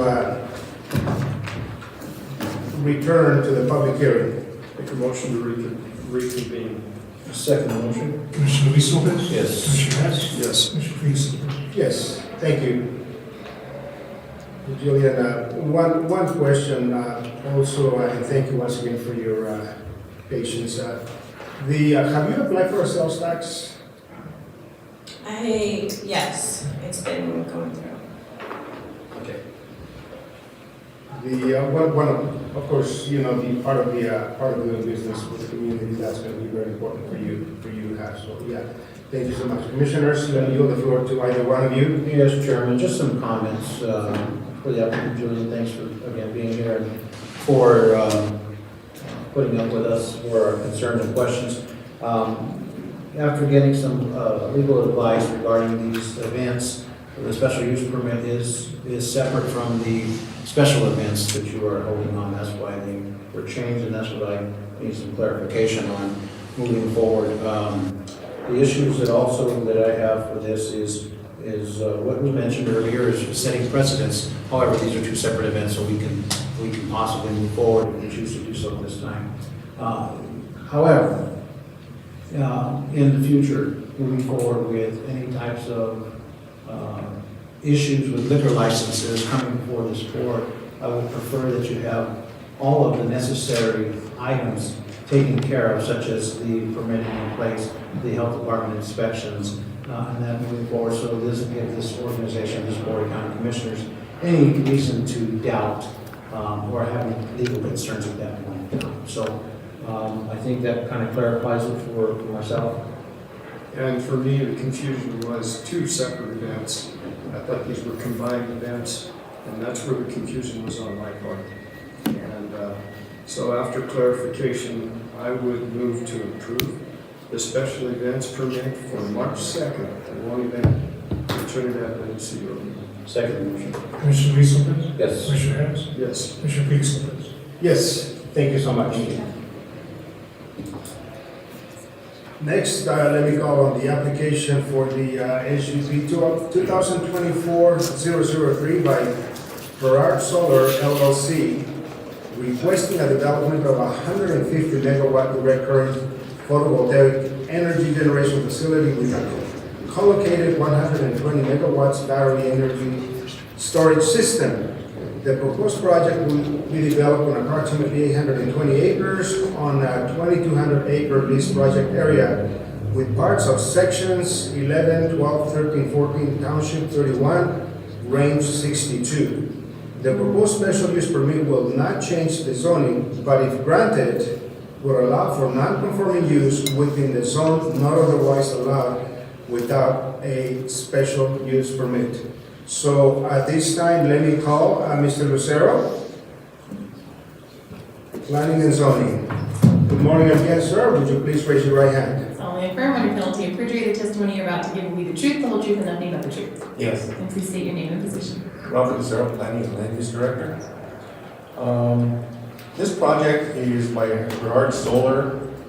It is about 16 miles east of Trinidad, off of 350, out near the town of Model. The project, like I say, is 150 megawatt.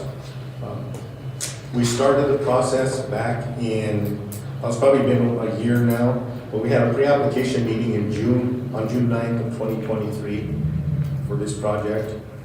At that time, going over some issues that they probably wanted within their application, put it within their application. You have the application, there's a lot of material in there.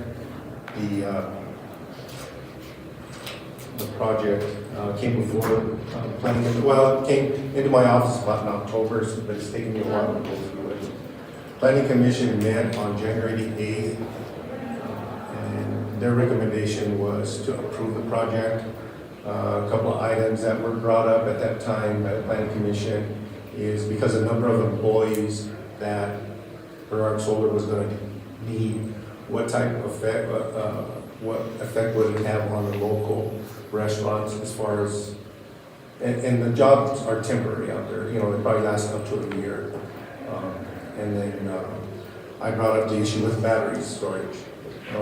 I think on one of our other projects concerning fire, and they addressed that in a meeting. They'll probably address it today with that. So other than that, there was, I think there's a letter in there that I did receive. It's in your packet. And also we had one adjacent property owner that was had some concerns as far as property values, different things. He's probably going to be online today. So. Very good. And let me once again remind, we're going to be hearing testimony from the proponents and also from any opponent.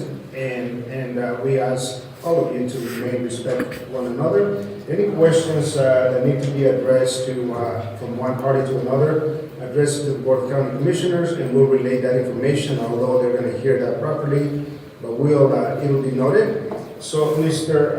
Lucero, a couple of questions. You know, you mentioned the private residences that we have there. As I look at the map here, there is about 3 or 4 residences that appear to be close to, in proximity to the actual plot or proposed solar field. What are the distances between those homes? And I would tend to, that is to the, it would be, is it to the south east part of the property? Yeah, I'm not sure the distance, but I think most of those houses are probably on the ranch south.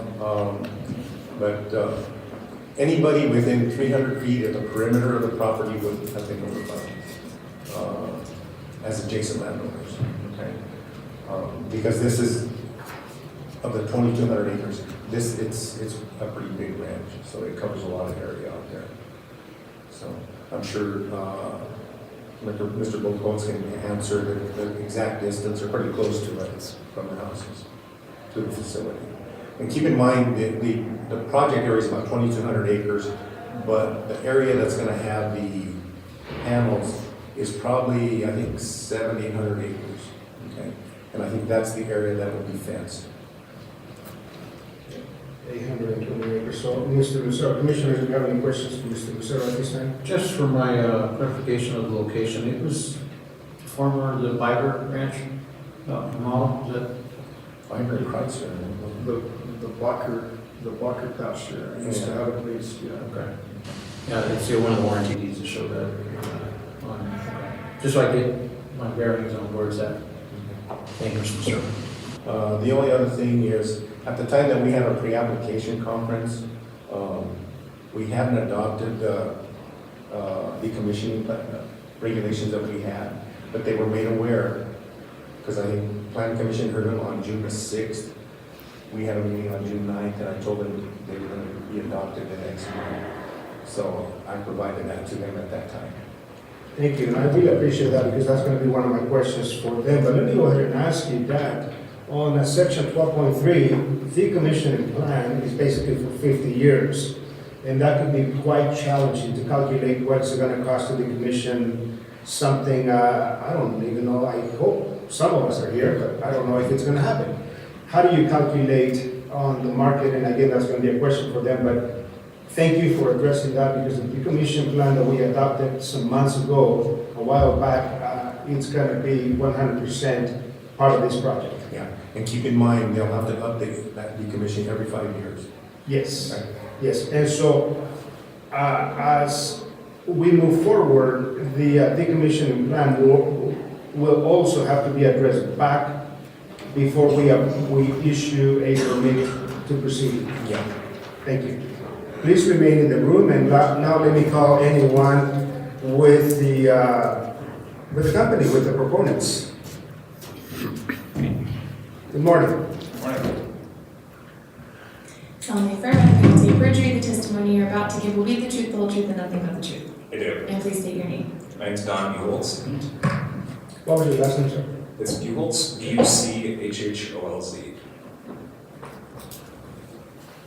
Thank you, sir. Good morning. Good morning. Thank you all very much for having me. Like I said, my name is Don Buchholz. I'm the principal at Corsail Energy. I lead the development team there, and we are the company who owns and manages Garage Solar LLC. I've also got a few folks here with me today. Horace Reeves is the owner of the land that we're developing. Adam Harrison is the lead engineer. He put together some of the lengthy exhibits that you all have seen. And then we have Abby and Jonathan.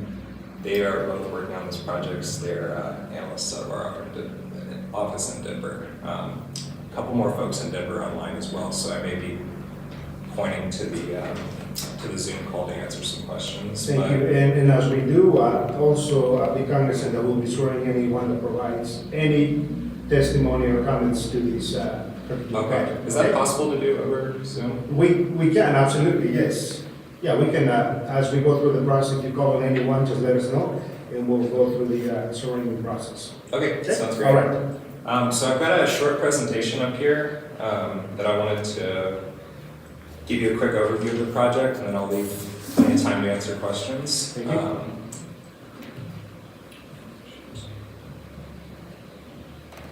Right, so first, a little bit about our company. So Corsail Energy is a solar and storage developer.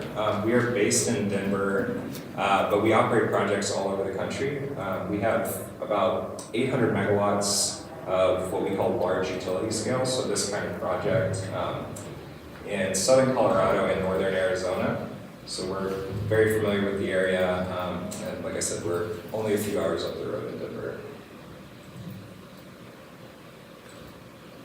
So as Mr. Lucero mentioned, this project in total encompasses about 820 acres. The panels themselves sit on about 600 acres of that, but there are some washes and things we had to build around, access roads, setbacks, things like that. So only about 2/3 of the fenced-in area will actually be developed, and the rest will remain as grassland. It is 150 megawatts DC, 100 megawatts AC. That means that it'll actually put 100 megawatts of power onto the grid, but the total facility has the ability to produce about 50% more than that. And then in addition to that, we have a 30 megawatt hour battery. It's a 30 megawatt 4-hour battery, so it's actually 120 megawatt hours. That would be the total energy that can come out of the battery system, but at one time it would only be able to produce about 30 megawatts.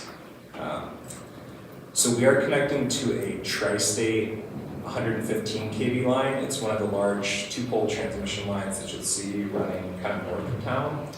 Because it's interconnecting to tri-state, we will sell tri-state the energy. Tri-state then sells the energy to local co-ops. They are what's called a generation and transmission company, so they do not actually sell energy to any individuals or businesses. They sell to the co-ops, like the ones, I believe they sell to all the co-ops in southeast Colorado. So the majority of the energy will be generated and consumed locally. Does the transmission line, does it actually cross the property that's in question right now? It does. It's on Mr. Reeves' property, so we will not need any kind of easements or Gentile lands or anything like that. We'll be no worries. But like I said, it will be, this energy will power southeast Colorado. Tri-State has co-ops all over the state, so it's kind of impossible to say exactly where the electrons will go, but they do not serve much of the Front Range, so it'll mostly be out here. So here's a diagram showing exactly where the site location is. I know it's a little bit small on the screen, but you can see Highway 350 just to the east.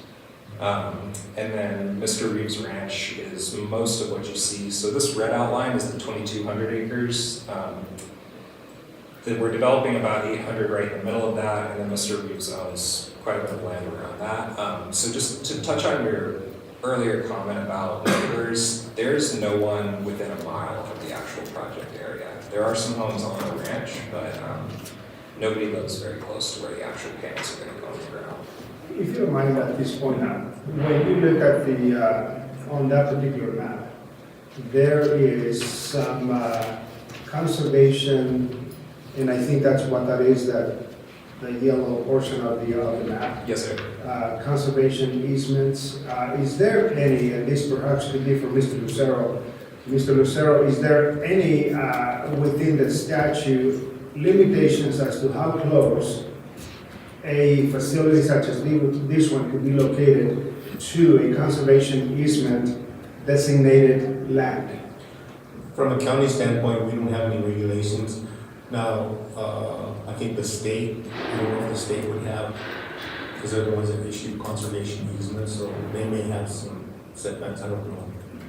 Okay, so then back to you. I believe it's somewhere between 100 and 200 feet. I can't remember off the top of my head, but we did check to make sure that we were further away from that than we needed to be. What is the distance between those two properties, the one that you were highlighted for the project and the one on the conservation easement?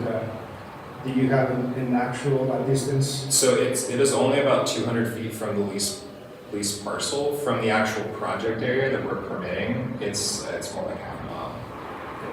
But you will check with the state to make sure that that's Absolutely. and would like to have actually a response from the state when it comes to what they recommend. Okay. Thank you, sir. And there's a bill moving forward that's going to be addressing that also, so Yeah.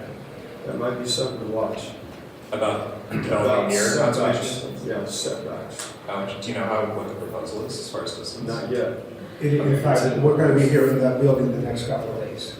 Oh, great. Okay. Yeah. I appreciate that. We'll look it up. Any more questions on the project site before I move on? I'll hold my questions till the end of your Yes, presentation. and we'll go ahead and I just wanted to, that was opportunity. No problem. I can leave the presentation up for Very good. answer questions as well. So here's a bit more detail. So again, I know it's a little bit tough to see. The pink line, or excuse me, the black dotted line is the fenced-in boundary. The lease area is not shown here, but it extends pretty far to the north and to the west. So that's where I was talking about that half mile between us and that conservation easement. We are mostly in the central part of that leased area. But as you can see, the panels only sit on 2/3-ish of the total area, and then there's some broken up areas. We worked with the State Fish and Wildlife quite a bit on this project, and one thing we wanted to make sure was that animals could pass freely through. There was already a wash there, so it made sense to design around it. But that's part of the reason you can see it's broken up in the way it is. When you're dealing with this much land, you have to build around a lot of topography and things like that. So like I said, as you'll see in that very long packet, we did quite a bit of environmental and site studies. Mostly Adam's team over at Kenley Warren, but fortunately we did not find anything as far as endangered species, potential impacts to wetlands. There are no floodplains. We are not impacting any wetlands at all. This is a pretty ideal site to develop for solar. There were no findings about any potential environmental impacts beyond what you would expect, and fortunately have not had any pushback from any of the state offices that we've been working with on this project. So lastly, this is going to be a very significant investment in the county. We will create somewhere around 600 jobs during the construction period and several full-time positions to manage the property. In addition, the way that Colorado taxes energy projects is a little bit strange. It's actually based on the production, not on the total value of the site itself. But anyways, this is the approximate revenue to the county each year that we will pay in property taxes. We did the calculation for 30 years. I'm happy to talk about this more later, but it's likely that the project will end up being more like 50 years. That's where we'd like to permit it for. That's how long our lease is for, and that's how long we anticipate it keeping around. But the tax agreement itself will be for about $300,000 a year for 30 years, and it would extend the project. So that's all I have. I really appreciate your time. I'm going to leave the presentation up if that's all right, because I think it might be helpful for questions. But yeah.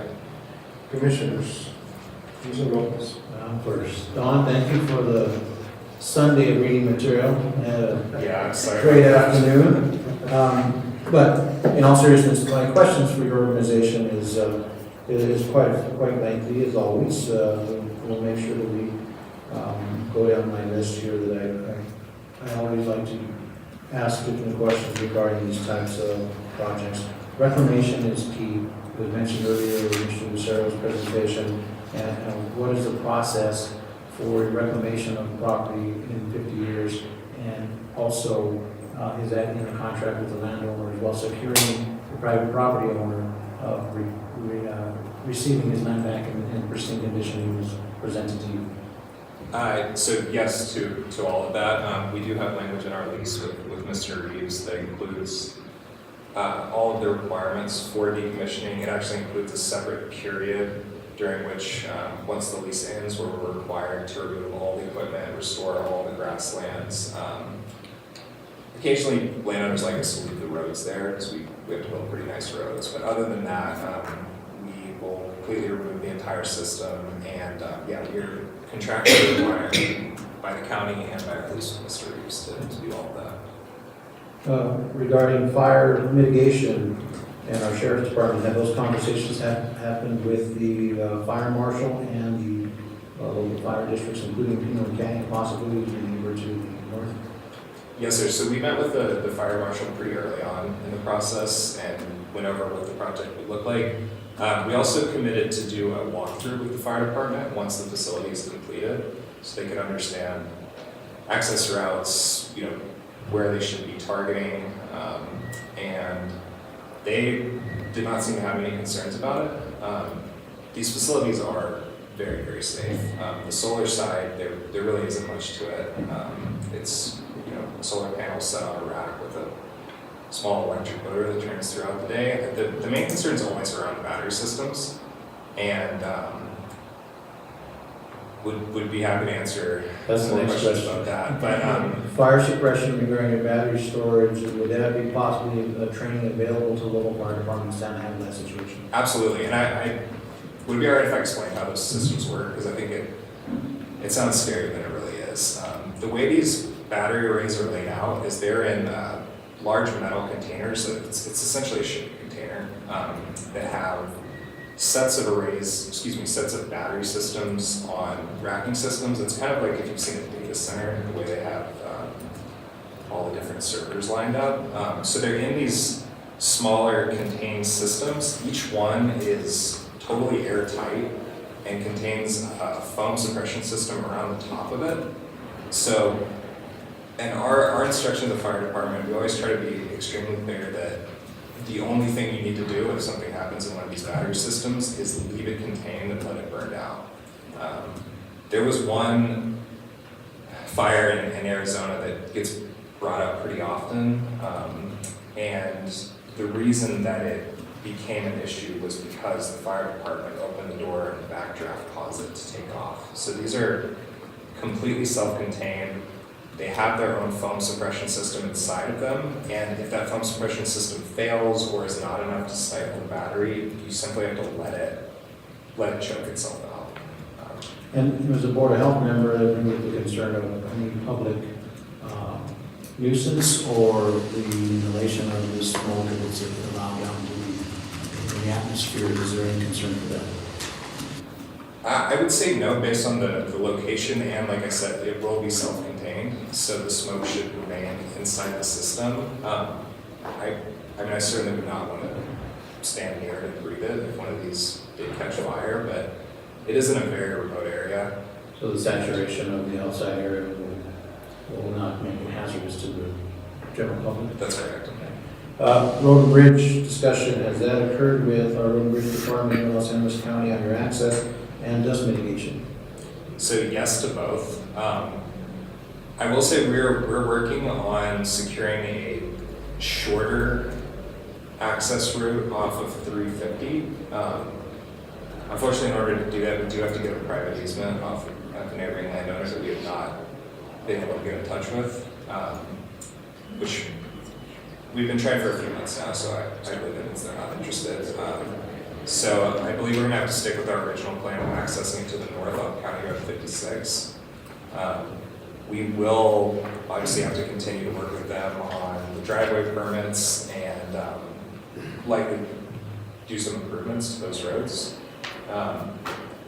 It was their department's preference that we come off 350 on the shorter route. But like I said, unfortunately, we have not been able to secure that easement, and I don't really know what's given to us. So moving forward with that, is there a need for the CDOT Region 2 specialist to be included in this dialogue or conversation, and has that occurred? So we need access. So we did speak with them. That will be required if we go off the State Highway 350. It will not be required if we come off the county road. Okay. A few more, sorry. CBW, you mentioned you had a lot of conversations with them and they have not posed any concerns. My concern is this property now being utilized for wildlife grazing, and will that still occur with the height of the solar panels, or be able to occur? It is currently being grazed. The fenced area will no longer be able to. It is possible that we could run sheep out there at some point, but cattle do not go well with So the solar. height of the panels is less than was for cattle grazing? Quite a bit less. They sit about 4 feet off the ground. They're folks doing experimental solar facilities where cattle can graze, but you have to raise them about 7 or 8 feet because the cows will rub on them. And with the cost of steel, it doesn't make a whole lot of sense.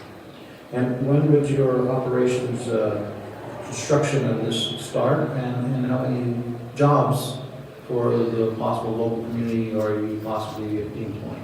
So right now we are planning to start early 2025. I want to be totally transparent. There's a very good chance that gets delayed. There's a lot of moving pieces with a project this big. The biggest hurdle is always the utility. So getting Tri-State to sign off, we are very close with them. We've been through about a 2-year study with Tri-State that is supposed to be wrapped up actually next month, and we'll be signing what's called an interconnection agreement that allows us to use their transmission system. But you never know what's going to happen. In my experience, it's typical that these projects get pushed back a few months. So we're hoping to stick to that, but it could easily get pushed into late 2025. And then, sorry, I didn't answer your question. In jobs, yeah. Yeah, so it should be around 600 during construction. It may be slightly fewer. The technology for setting the panels is getting better, so it is requiring less people, but this is quite a large project. Full-time jobs will be around 3. We'll have to have folks on site to maintain the vegetation, and we'll have a full-time tech monitoring the battery system as well, and then folks servicing the solar arrays too.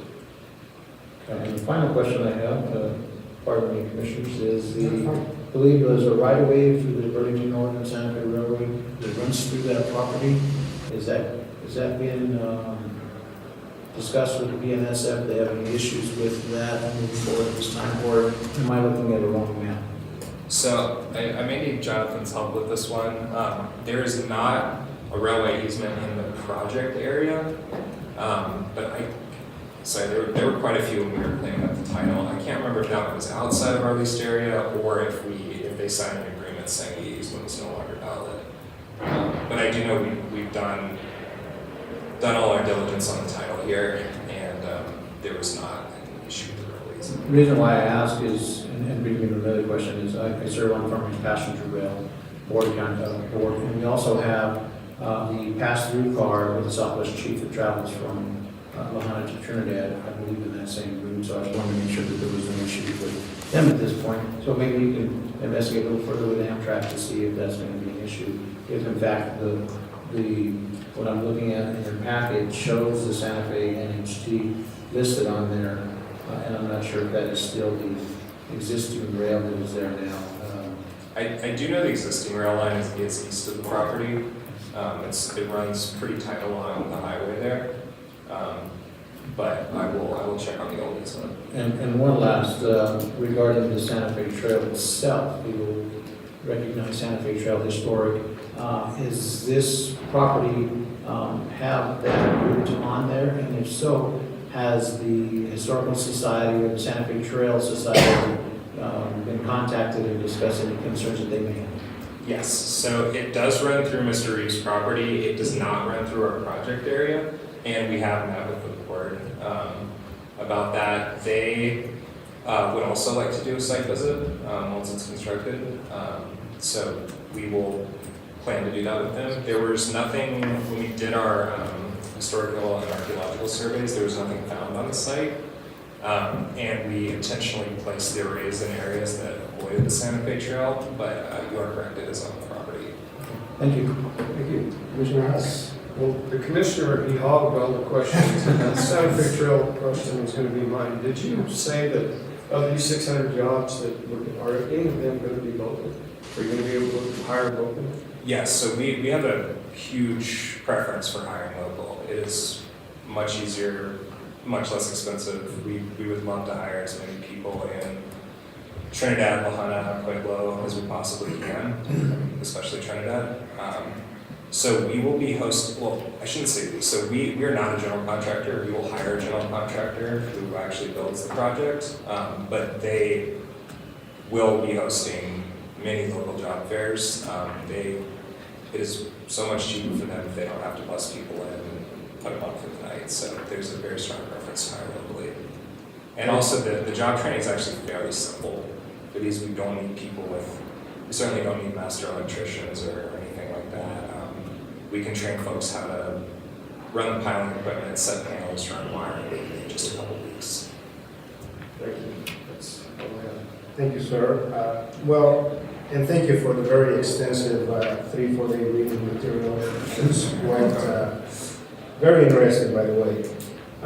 On one of your sections, July through September 2023, you listed that you have an agency and community outreach and coordination.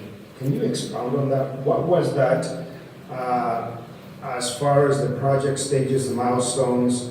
I wanted to see what does that exactly speak to, agency and community outreach and coordination. Sure, so I wish I had the slides here with me, but we did the required neighbor notifications. We actually did those ourselves. I believe about 6 months before the county required us to send them. And then we also put out a press release in some of the local papers. We tried pretty hard to get ahead of any potential issues with neighbors or folks that might want to speak out against the project. We tried pretty hard to talk to them first and come to an agreement with them. So we really did not get any responses about this project. I believe it's mostly because it's in such a rural area. I've done projects in more residential areas and get quite a few folks coming out to talk about it. But we did, make an effort to reach out to as many folks nearby, and for whatever reason, there was little to no response. Thank you. Then you mentioned here that you had 2 environmental scientists that conducted site visits to document the site conditions. Once again, it was in June of 2023. Not questioning any environmental scientists. What are the qualifications of these individuals? So one of them is actually on the call right now. His name is Jesse Carlson. I apologize, I don't know his full background. Jesse, would you be able to speak to your qualifications? And Jesse, before you do, welcome once again, and would you please raise your right hand? We're going to swear you in. You solemnly affirm under penalty of perjury the testimony you're about to give will be the truth, the whole truth, and nothing but the truth. Yes. And then state your name, please. Jesse Carlson.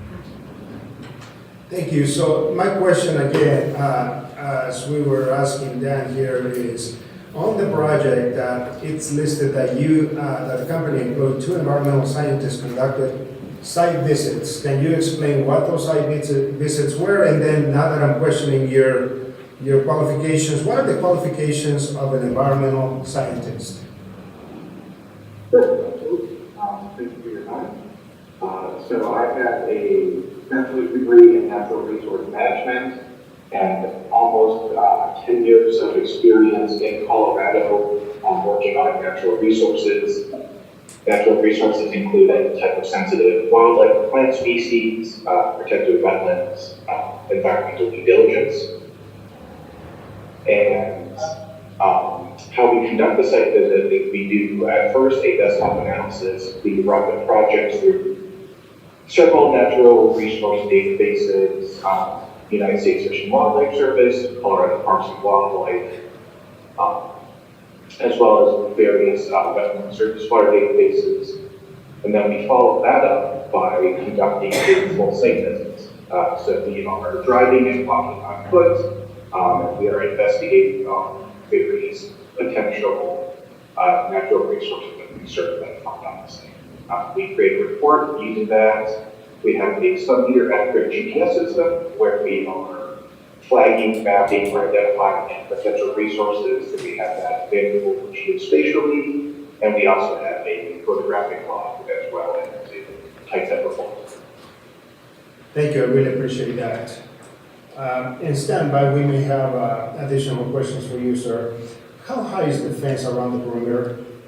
It's about 7 feet tall. It has 3-strand barbed wire on top. Very good. I just want to make sure that no wildlife is going to be able to penetrate that property, and then they're going to be trapped in there. In there, you mentioned there is a pond that is someplace in the middle of the property. Is that where you separated the two? I see kind of a broken up space in there. Is that pond going to be preserved in the event that wildlife is allowed into that fenced property? So I apologize, I may have misspoke. There is a well with a cattle trough. There is not a pond in the property. In the property, there is a photograph of maybe just runoff water, and that is on, let me see here. There are some areas that pond seasonally. Okay. So that's what only we're looking at. But I think to address your question, wildlife will not be able to, or excuse me, large wildlife will not be able to get in there at all. Smaller wildlife will be able to get in and out and use those ponds, but antelope and deer will not be able to. And you'll have, once the project is completed, you're going to have individuals checking the property almost on a daily basis. Yes, sir. Okay, thank you. Let me, one of the interesting sections of this particular application is, and bear with me because we have a few questions here, the decommissioning and reclamation. There is, once again, as I said in the beginning, this is a bit challenging because on one of the statements that is made throughout is that there is very small amount and percentage of a company going out of business the first few years. But in the event that it does, the bonding and reclamation and decommissioning is going to carry a bond in the event that the company will declare bankruptcy. Hopefully not. But so the county is not basically holding something that now, and then of course the private landowner as well. Yes. Okay, and so how do you calculate the decommissioning and reclamation year 50? So as we touched on earlier, it will have to be recalculated every 5 years. It's impossible to say what that'll cost that far in the future. But high level, the process is an independent engineer evaluates it, does an estimate of what the salvage value of the materials will be and the labor costs to remove everything, and then they come up with a figure. It's typically a pretty conservative figure over what it'll cost and what they'll get for the steel and all that, because there's some pretty valuable materials between the wiring and the steel and all that on the site. But yeah, to your point, it's impossible to say that far in the future. It has to be redone every 5 years, and that'll be part of our bond with the county. And as part of the continued conversation, Mr. Lucero will provide to you all the parameters of the decommissioning rules and regs that were adopted by this board. Yes, Thank sir. you for that. Mineral rights, who owns those? So it's a few different folks. Mr. Reeves owns quite a bit of them, and I apologize, I cannot remember the various. And that's fine, as long as if a mineral right owner, even though you're gonna have a solar facility in there, would wanna reclaim some of those, they would have the ability and capacity to do so, right? Have you consulted with all of them? We have spoken with all of them, and we have signed surface waivers, which basically they are not forfeiting their rights to the minerals, they're only forfeiting the rights to access them from those specific parts of the property. These are large mineral tracts, so we did not have a hard time coming to terms with these folks. With all the horizontal drilling and fracking that goes on now, it's much less of a concern for mineral owners than it used to be about being able to get right on top of their minerals. But yes, it looks like there are actually 3 folks. The Hatfields, well actually it's all the Hatfields and the Reeves, but a few different family members within those and a couple of trusts. Looks like they're based out of Dallas, but yeah, we were able to get in contact with those folks. I believe I can't remember exactly when we were required to notify them, but we did notify them before we started this permitting process. Yeah, let me ask you a 2-part question here. Who manufactures these solar panels? Where do they come from? So we are working very hard to get U.S. panels. There are 2 companies that we are working with. One is called First Solar. They have a U.S. manufacturing facility, and then there's another group called Hanwha, which is actually a Korean company, but they've started a U.S. division, and they have a big solar facility in Georgia. We are very heavily incentivized to do that. There are federal tax credits that come with using domestic panels, so that is our goal. We do have a backup option for a company out of India called Adani. We have bought quite a few panels from them in the past, and we do have a supply agreement with them for this project, should we not be able to secure domestic panels. Regardless, they will not come from China. There are a lot of tariffs in place and laws around what's going on with the Uyghur Muslims there. So there's a lot of reasons we don't want to do that, but our goal is definitely to use domestic And panels. you will be providing the MSDS sheets to the county as far as, are there any, to the best of your ability, any toxic components that go in this, on the panels themselves? Yes, so we will be providing that. So I know, and I apologize, I can't remember off the top of my head what all they are for this particular sheet. I know there are concerns around heavy metals in the panels themselves. And that was going to be my next question. In the event that there is a rupture of one of these panels and they leak into the ground and then eventually into the groundwater, the county needs to be made aware of, so the decontamination process begins. And we would appreciate to be kept in the loop at any point in time. And I see you provided a very robust emergency management schematic as well. But let me also ask you, when it comes to the batteries, Commissioner Lopez alluded to this, who manufactures these batteries? Because I know lithium batteries have become so common, and lithium seems to be mined by so many nations that use child labor. Do you have the perspective of what kind of battery you're going to be placing in here, and where are they coming from? So unfortunately, the battery technology has been changing so quickly, it's hard for me to say exactly who we're going to use a year from now. I will say we will certainly not use any that have cobalt mined with child labor. We again have a strong incentive and a strong preference to use American-made batteries. But no, you raise a really good point. That's a big concern. The cobalt mining has been shifting away from areas like the Congo and China, which have all the concerns you addressed. A lot is coming from Australia, and there's a pretty exciting company right now who's doing it in Utah. They're mining cobalt from the Great Salt Lake. So it's my hope that that's going to become less of a concern over the next couple of years. But again, there are quite a few protections in place to prevent those battery manufacturers from using that.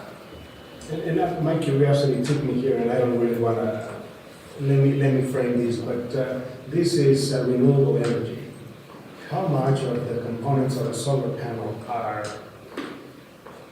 produced with fossil fuel energy? If we were to look at a solar panel, would you say that 90% of that is constructed with fossil fuels? If it comes from China, then yes. I definitely could not give you an exact percentage because it would vary greatly based on the manufacturing facility. But I will say, I mean, in the US, only about 20% of our energy comes from renewable resources. So it is kind of a chicken or the egg problem. Like, until we get more renewable resources online, they're going to have to produce them using fossil fuels. But it varies so greatly depending on where you are. And therein lies the title renewable energy with fossil fuel produced infrastructure. Anyway, I just needed to put that out there for my personal, because I got lost. I went down the rabbit hole yesterday. I'm reading, and I'm actually reading a lot of projects throughout the United States, and some of these projects really, the manufacturing of these panels require a huge amount of fossil fuels. So anyhow, on section, one of the questions is potentially the waters of the United States are going to be implicated on this particular project. Can you extrapolate on that? Commissioner Tony Haas serves on the Waters Task Force at the state level, and so what exactly does that mean? That any water that is on that property and has a runoff becomes tributary of Colorado and then federal water? Can you kind of walk us through that? What do you mean by that? Sure. So again, we intentionally avoided building in these areas, but there are drainages and washes on the site that eventually do drain to the Arkansas River. The project is not, it's quite a ways away. I believe it's about 50 miles from the Arkansas River. But when we did our desktop review, the Waters of the U.S. review, there are connections you could make there. So what about the purgatory? Same thing for the purgatory, which is quite a bit closer. I believe it's only 15 or 20 miles from the purgatory. So yeah, same concern there, I guess. But again, we're not going to be directly impacting those wetlands, but with any large construction project, if there is stormwater runoff, eventually it is going to find its way there.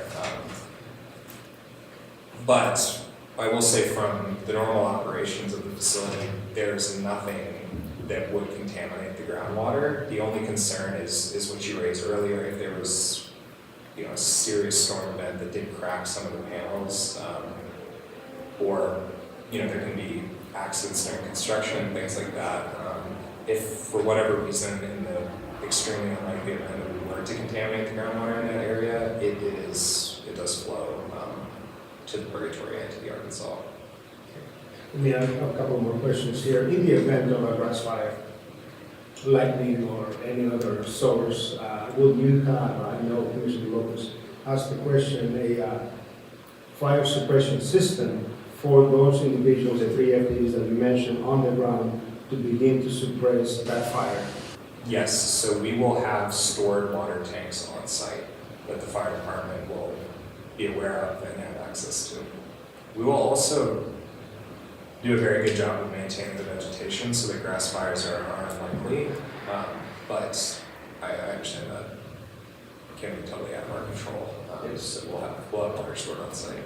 And a follow-up question to that, what happens to a solar panel in the event that they are destroyed by fire? So they are primarily glass and metal. So they do not catch on fire, but they can certainly be destroyed by a grass fire. Same thing with the racking systems. They're, like I said, there's steel wires and a small electric motor. That's all that comprises the racking system. So again, they will not catch on fire. There's nothing flammable in the system, but they can certainly be destroyed by a grass fire and have to be replaced. And so upon an incident of that nature, where do you store them? Are they recyclable do they have any biodegradable parts? I do not know, so they are absolutely recyclable, I do not know if they are recyclable after a fire. My assumption would be no. I'll have to look at that, because that's a really good question, it's something that I should know, but I don't know. You know, and again, part of my whole concept of renewables, that's absolutely fantastic. We have to support all types of energy production. But I think the last thing that we want to do is end up with boneyards, just piles and piles and piles of these. At the end of our reclamation, hopefully the recycling of these products is going to be done in a very responsible manner to where we once again hand that over to the next generation in a very safe perspective. My last question I have for you, sir, is as you turn in, whether you come through a county road and or 350, upon entering, we have a photograph here of the property, upon entering the private property, what is your plan to maintain? I know you mentioned there's a dust mitigation plan, which I think all of us read, but are you going to be surfacing that road with any other material? Because, I mean, that right now is very, very loose soil.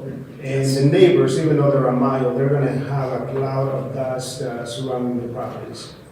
No, you're absolutely right. So we will have engineered gravel roads throughout the property. We cannot drive the semis and the heavy equipment that we need to construct the project on dirt roads. I guess you could if the weather's good, but you couldn't rely on that for a year-long construction project. So we will be building gravel roads that will have significantly less dust impact than if we were to drive semis over dirt. Yeah, because on any given day, you can have access, I mean, you can have traffic of about close to 500 vehicles out there. Sure. And that's going to be a lot of traffic. So now, Mr. Dorian, I'm going to ask you to raise your right hand, please. Solemnly affirm under penalty of perjury, the testimony you're about to give will be the truth, the whole truth, and nothing but the truth. I do. And then please state your name and position. Phil Dornkamp, Los Angeles County Administrator. Thank you, Mr. Dorian, and thank you for all the work that you have been doing. Again, also, Mr. Lucero. My question to you, sir, is these county roads that have actually, there is a picture of a culvert in one of those county roads. Is there any collaboration and partnership with the applicant of this project to work and repair some of those roads with that heavy traffic and that many trucks traveling there on a daily basis? Are the county roads in a situation and condition that they can sustain the traffic to include car guards and then culverts and so on? What are typical agreement with any facility like this is going to be constructed is that the county roads and those structures are returned to the same condition they were prior to any construction going on. So if they tear up a cattle garden or a culvert during construction, we will ask them to repair that, and we behoove them to repair it also, because frankly, they probably wouldn't want to bounce their trucks and employees pickups, etc. across tore up structures either. So. And I believe this application was applied for prior to the board adopting our road use agreement for these types of construction projects. Okay, and not necessarily, I think it was already addressed, but could you expound just a tad on CDOT? Of course, it's also going to be the recipient of this much traffic flow and the response emergency services. I'm thinking of the State Patrol and other entities. Are they working side by side with your company on this project? Yes, so we have also reached out and spoken with the Sheriff's Department. And again, there were very minimal concerns. They just asked to be kept in the loop. As far as CDOT goes, I think, so I wish I had a more zoomed out map, but if we are to access the property off 56 instead of 350, the majority of the traffic will actually be coming from the west off of 25 and then onto the county road. So again, CDOT really did not have any concerns. It's going to be a longer and more involved conversation if we do end up adding accessing off of 350. We'll need a driveway permit from them. I'm positive they will have concerns about us maintaining and upkeeping Highway 350, but as it stands, they are fully in the loop, but fairly unconcerned. And one of the points, I know you're gonna be using water scarcely, like you're gonna have to use water. Have you identified a water vendor, a water source for the construction project? We have not. Okay. I assume it'll be a local water company, but I have not reached out to any folks about that. A couple other questions bring up to mind regarding the transportation of your semis and bringing materials to the job site. And I don't know if this has occurred yet, but I would recommend if there are, these county roads aren't any traffic accounting, private citizens, but also our school districts for our busing systems at that time, would that be taken into consideration of those hours of the day of transporting students to and from the Honey School District and the surrounding areas, Aguilar as well, up and down I-25? I know you won't be going into that district, but for some of those busing route concerns, would be something that you reach out to the Honey School District as well, possibly if they're utilizing some of it coming from I-25 to the west, to the east, through the county roads, so that might be cumbersome on that. Just a reminder there, and a thought. The question I have regarding the heating, environmental controls, I believe that would be for your battery storage facilities. Will those installations be able and bid out to local subcontractors in the HVAC of our region, or is that kind of comes already put together and just needs to be energized? And for future repairs on them, would you use local HVAC companies for those to bid out? So yes to both. It depends ultimately on which battery manufacturer we select. Some of them are more, I guess, put together than others. They come with fully contained systems that include the HVAC, but regardless, you still need folks to set those up and run them and maintain them. They break constantly. It gets very hot inside those systems in the summer, so you can imagine those HVACs need quite a bit of repair. So yes to both. Again, that's something that it does not make sense to fly someone out for if you want to use something local. Thank you. Are there going to be any incentives, you're going to be operating within the Honey School District, helping the school with ABC or D? So we do like to do apprenticeship programs, and I forget exactly what we called it, but we've done events where we've invited the school out, we've invited different STEM programs. We're actually working with Adams College on a project that we're doing in Alamosa County right now. So yes, we will absolutely get the school district in. If you have any suggestions for ways to get them involved, I'd love to see it. But the main way we do that is through apprenticeship programs, and then we'll reach out to the science teacher, and we will not have them out during construction, but once the plant's built, we would love to show them around.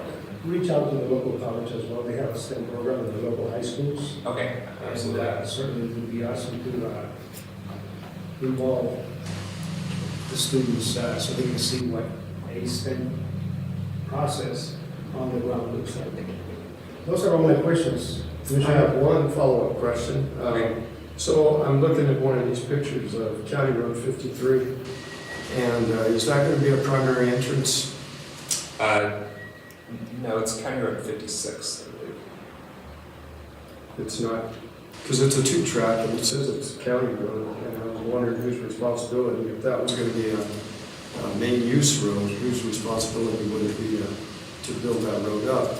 And then a follow-up comment, have you considered sodium chloride on that road to hold that, for dust mitigation, to hold that road down?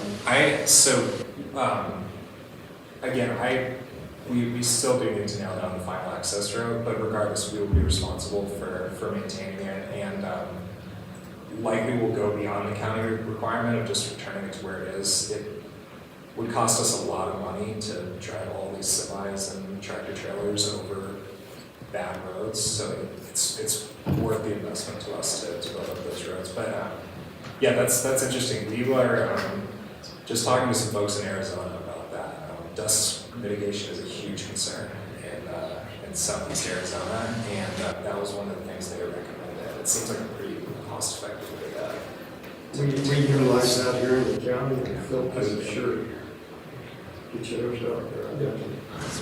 Okay. One last question I have on the noxious weeds. I've seen it in the packet that it was looked at too, and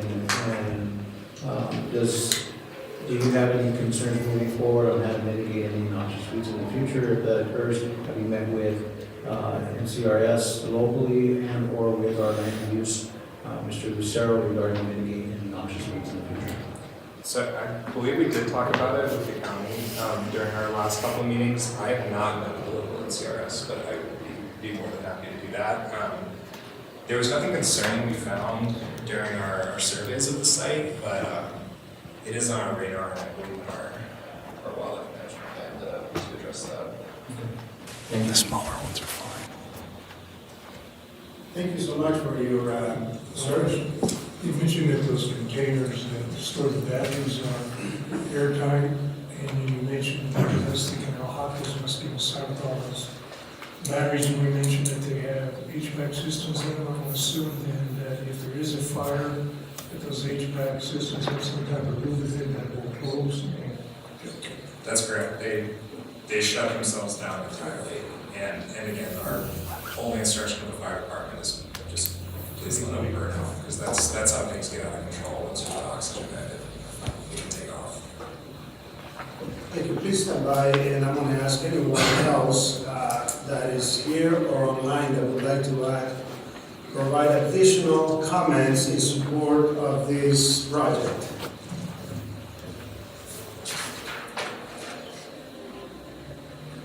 Okay.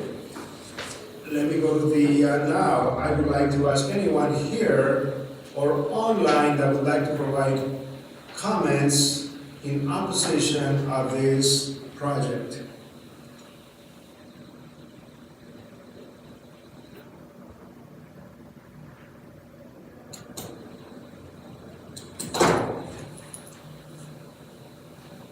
Okay.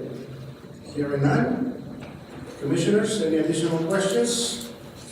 Any more discussion? I will then at this time entertain a motion. If you feel that you are ready, unless you need assessment by legal counsel. Chairman, I'll make the, I'm sorry, someone say it.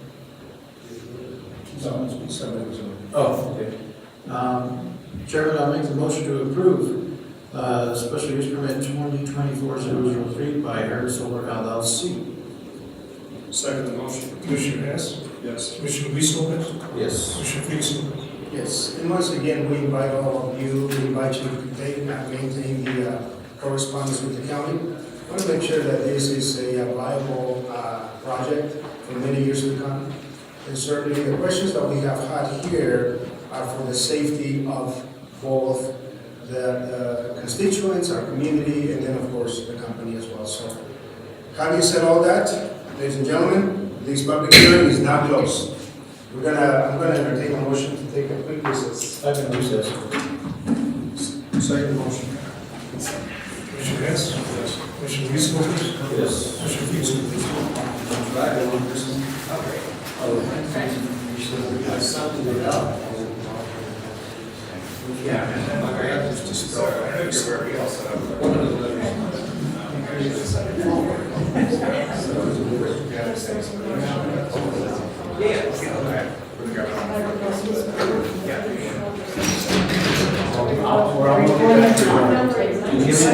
Give me a big packet of questions. Congratulations, guys. Good luck to you. Mr. Reeves? Good luck on your project. Very much so. Congratulations. I think she can also. Wonderful We're experience. actually using 50. I like it though. It's on the same line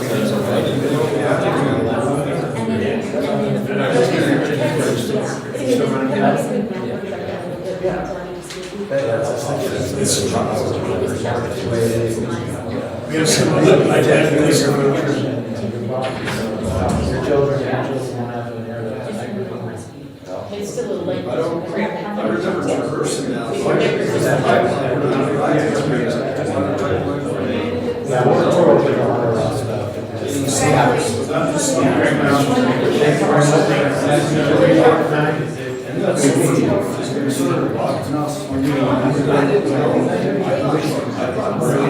We'll get started, get back to you, and get you signed. Thank you very much.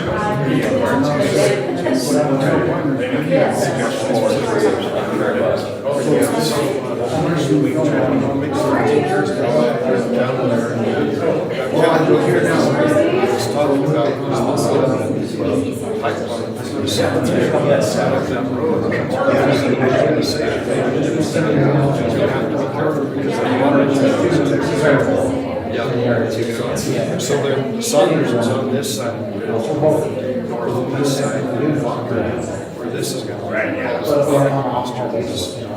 Where that milk tank is. Yeah.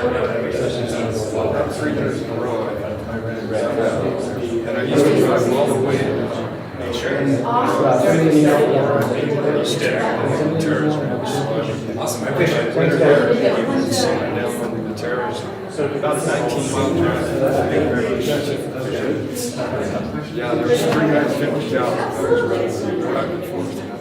So you had a piece on that. Raise the gas down. Oh, really? So, yeah. So it's a lot. I have to drove that. It didn't take us all day to get to the west pasture and the territory. So the west, and I put the solar in by the way, on the territory. It was all windmills. I pulled them all up. And then fibers to the state. Yeah. And I did that. I had a crazy farm. But yeah, that was a good country. Tony Castle. Yeah. I love that whole pasture.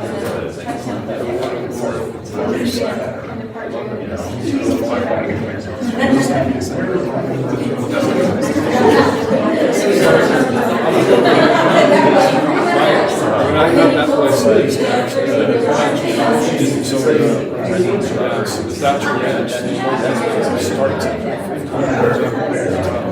65. And so we run down there, the son of Walker, and then the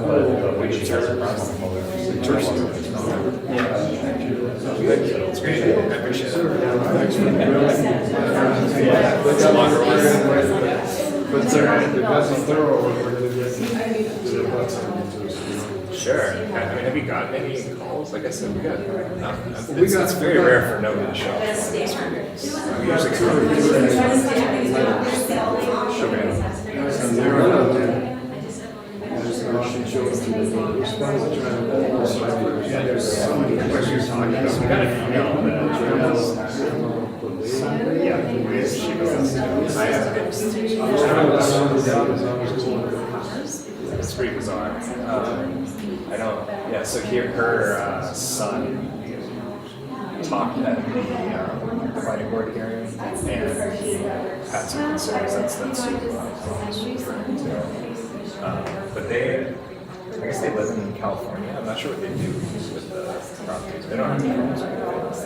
They're over a mile from us, so I think anything, and that's been huge. Because we do right now all the time, and that's a huge issue for the constituents that live out. Keep that down. sure. And sodium chloride works really well because we use it on some heavily traveled roads, 52 that goes all the way to 25 across it. We do a portion of that, and then we do, I believe it's 203.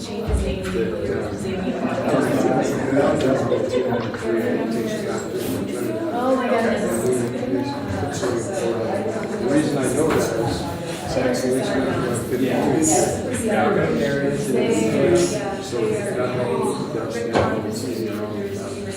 Yeah, okay. Well, yeah, like I said, I haven't used it before, but I think it sounds really interesting. Yeah, no, it's kind of like sugar water.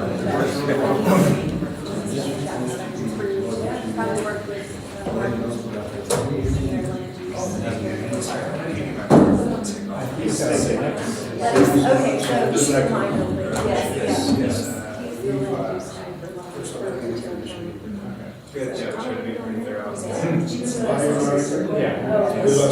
knowledgeable. This is Act 53. It says county road, and that's why I know of never flowers.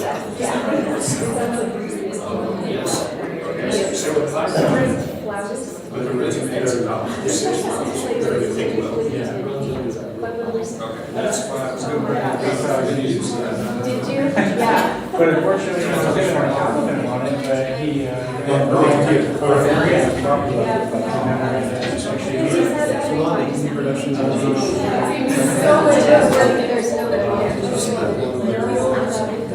was trying to sell out the first because my dad used this. That's very interesting. That's Sure. Yeah, do that. I'll talk to the developers and make sure that they're aware of this and process any as a county lines or whatever that happens. sort of parts of the legal, or sorry, Yeah, I'm sure there's something. yeah, so we did those two. I can do, if you have an ice, try next to it. yeah, thanks again, Ron. Appreciate it. It didn't seem like there was much concern with it, so.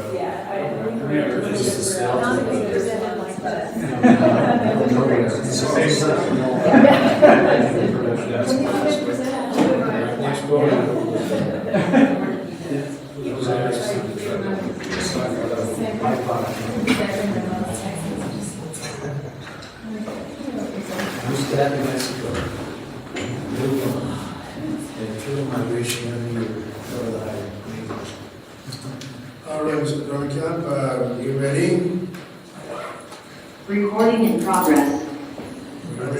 At this time, I'll entertain a motion to resume the regular Board of County Commissioners meeting. So moved. Second, Commissioner Luis Lopez. Yes. Commissioner Hess. Yes. Commissioner Peterson. Yes. Thank you. And so now we're going to go to Section 6, public comment. Mr. Murphy, and we thank you for your patience, sir.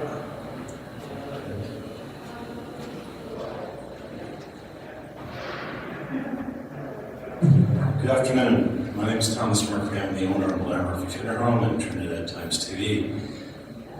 Rosemary Shire and myself met this morning with Carrie Apple. It's a good thing that I did because I had a different speech ready to present.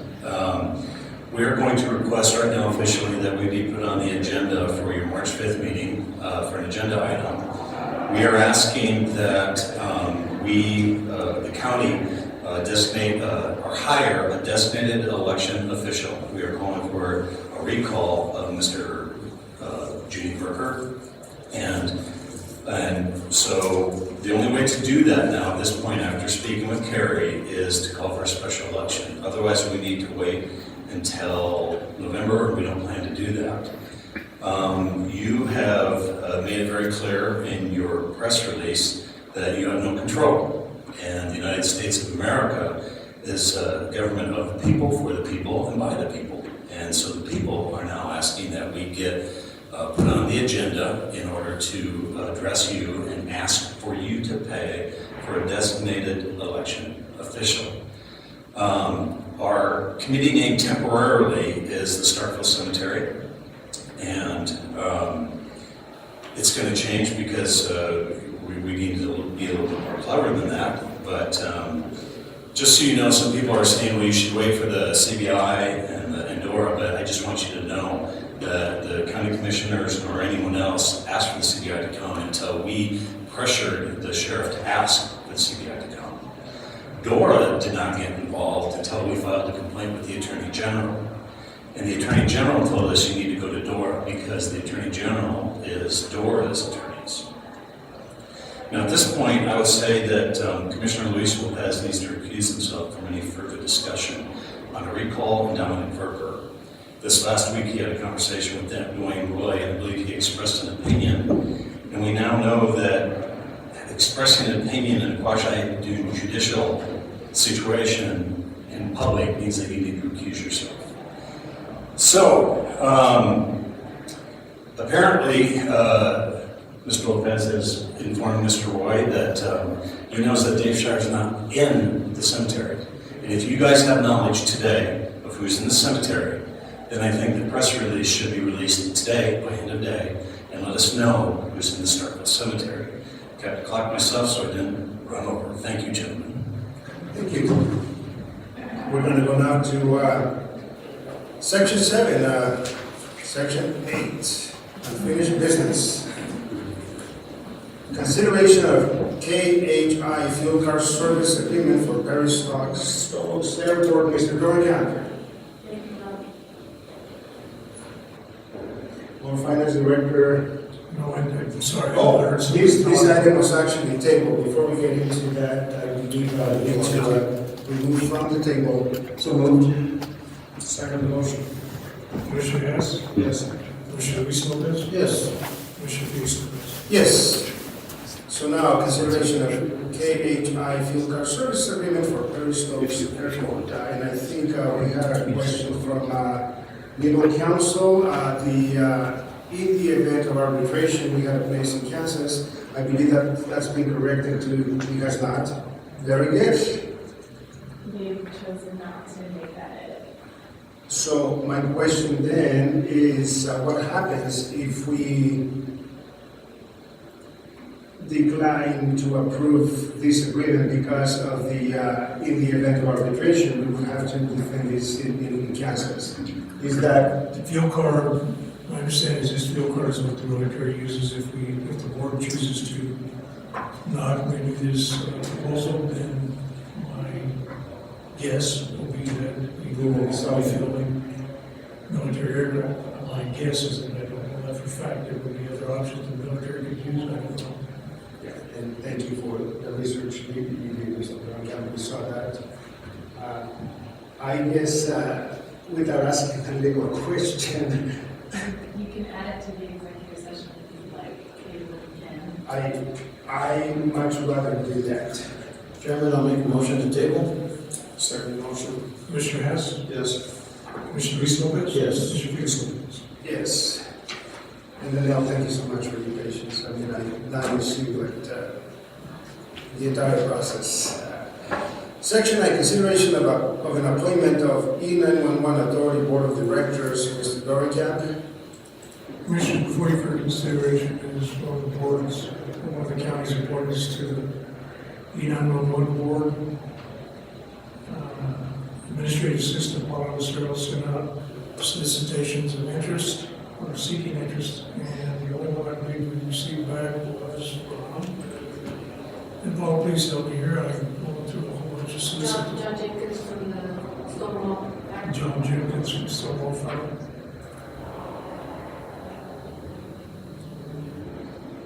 Any discussion on that, commissioners?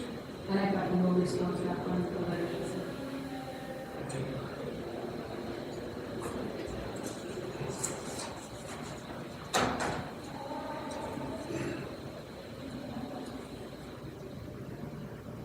I believe currently Mr. Jenkins is the appointee to the 911. I think you guys appointed him to fill a position, and I now. This is just a renewal. There's a vacancy. Yes.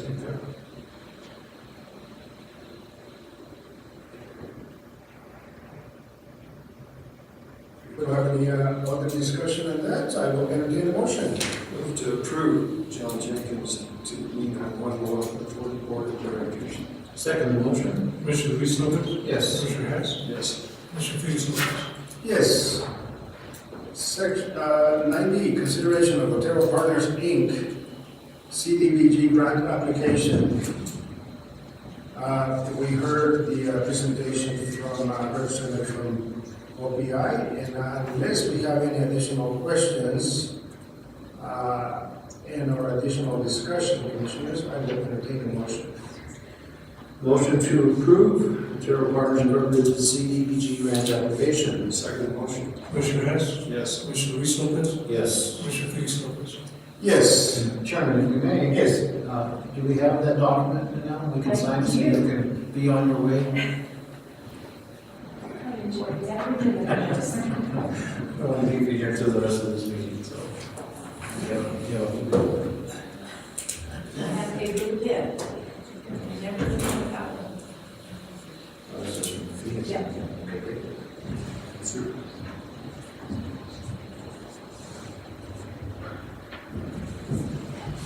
You don't mind, I'll take it. No, that's fine.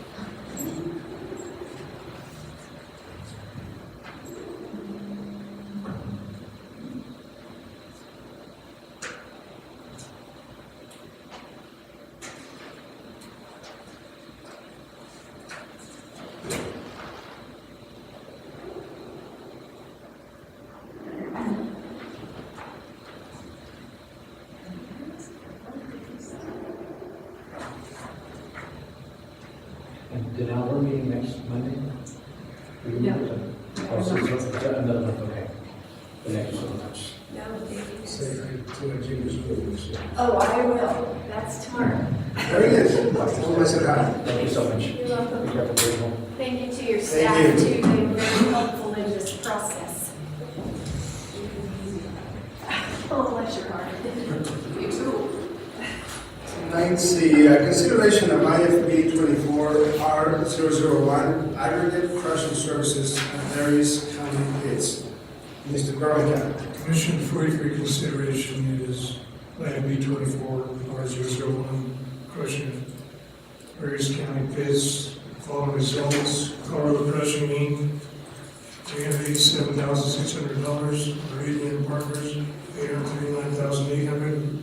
Langston Concrete, $760,000. A&S, $417,050. Siete, $859,750. And GHL, $433,050. And that's the board to approve Colorado Crushing's bid of $3,960,000. And I'll add a comment to this commission, since we put our IFBs and RFQs and all our other solicitations online, we get responses that we've never seen before. Some of these companies are out of Denver, as a matter of fact. And are they able to, I'm certain they'll be able to compete? Distance, $887,000 and $433, that's not too far difference. And I think that JHL is out of Denver. very good. Any questions, commissioners? I'll entertain a motion. Move to approve IFD 24-R001 aggregate crushing services at various county pits to Colorado Crushing, $387,600. Second motion. Commissioner Elizabeth? Yes. Commissioner Hess? Yes. Commissioner Fix? Yes. 9D, consideration of IFP 23-C002 extension ban from 6-cylinder to 8-cylinder. Mr. Garland. Commissioner, the board approved the purchase of a van to be used by the Extension Office in January of last year. The bid price was, I think, $31,639. I went up a bit because the Extension Office had asked for some additional accessories on that van. And we got notice, I believe it was in December, or maybe in January of this year, that 6-cylinder van is no longer available. They have an 8-cylinder available, so I asked the board to approve the purchase of an 8-cylinder. It's gonna cost us a county more money, but we saved some monies with our SUV 50 purchase and what we had budget, and what we're actually spending on it, if it stays viable, and if it doesn't come to a point where it's no longer available. So I asked the board to approve the purchase of the 8-cylinder van. Any discussion, commissioners? And what was that increase to? It would go up to $46,076.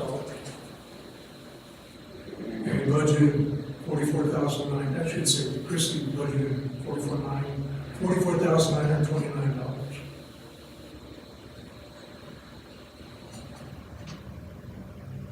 So difference of $2,000 some dollars. Yeah. So we've got a balance of $10,940 with the SUV. If there's no more discussion on this item, I'll entertain a motion. Motion to approve IFB 23C002 extension ban from 6-cylinder to 8-cylinder. Second motion. Commissioner Hess? Yes. Commissioner Luis Lopez? Yes. Commissioner Felix Lopez? Yes, thank you. 9E, consideration of county board operate project manager in North County. Commission, for your consideration is the project manager for our county court upgrade. The state, the underfunded state portion, underfunded courts let us know after the fact that they now prefer to have a project manager.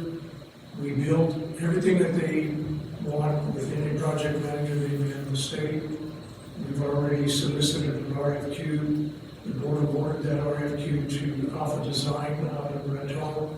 They've done the design, they've done the bid documents, we're ready to go to bid, and frankly, I'll be blunt, stay through a monkey wrench on this deal, and in my opinion, at the very last minute. The state's okay with us using Alpha Design, since they've done the design, help the state folks. Again, he's fulfilling that, or that company's fulfilling that role as we speak.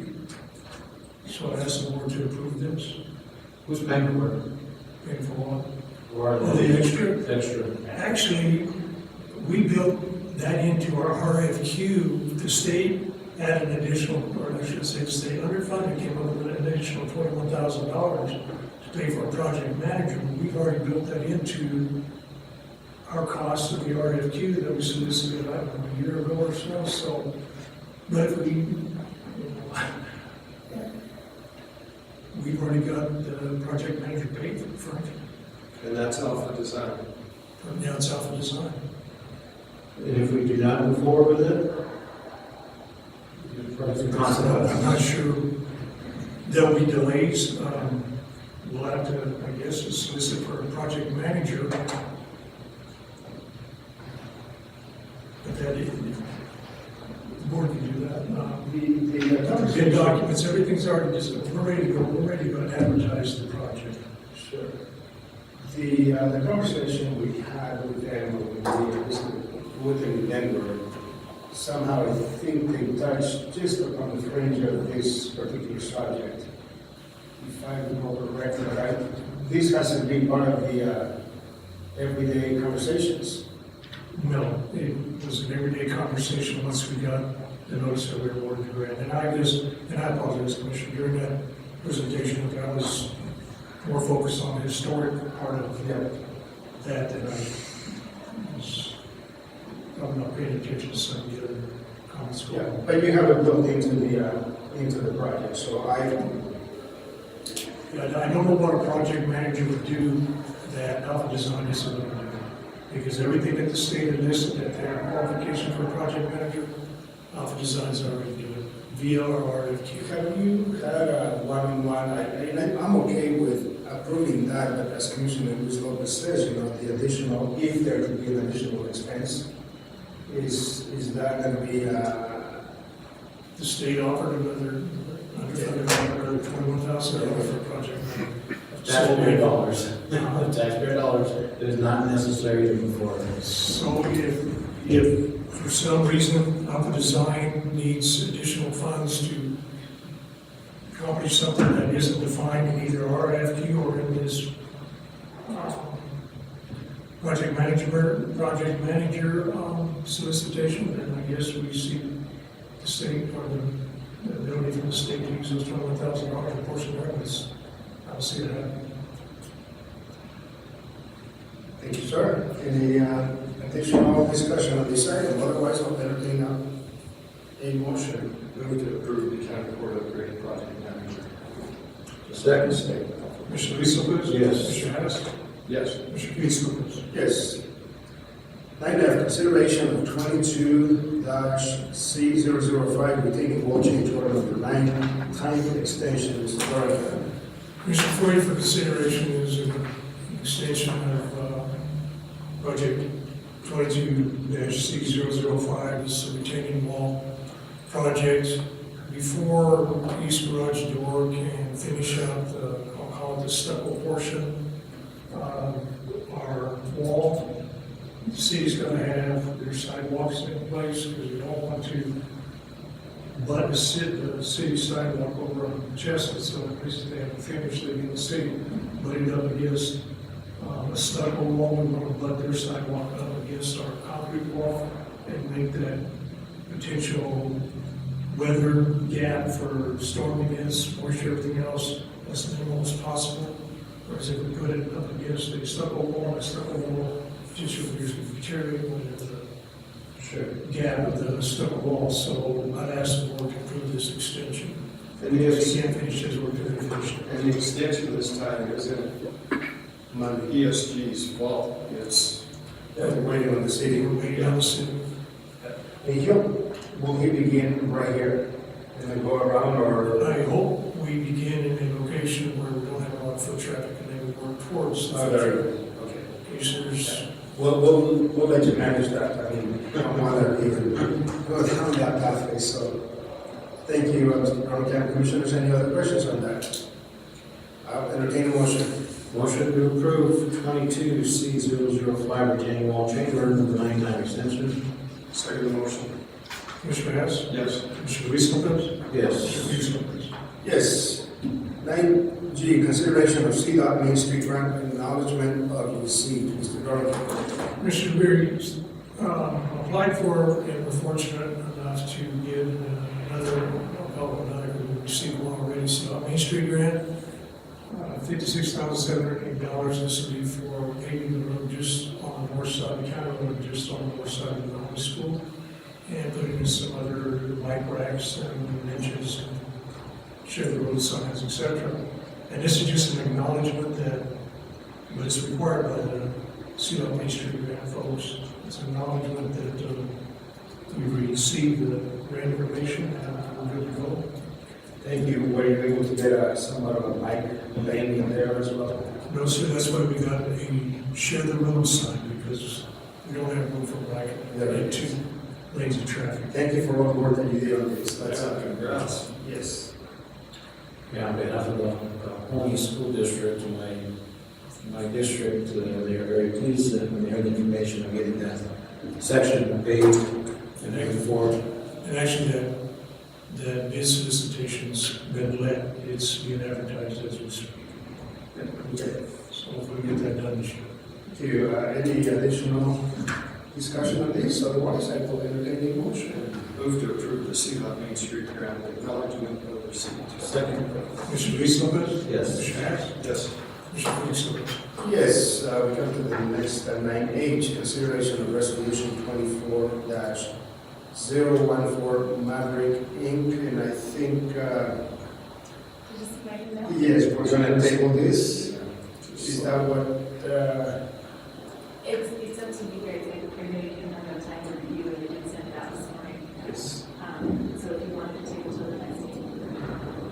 Is there any expediency in approving this today?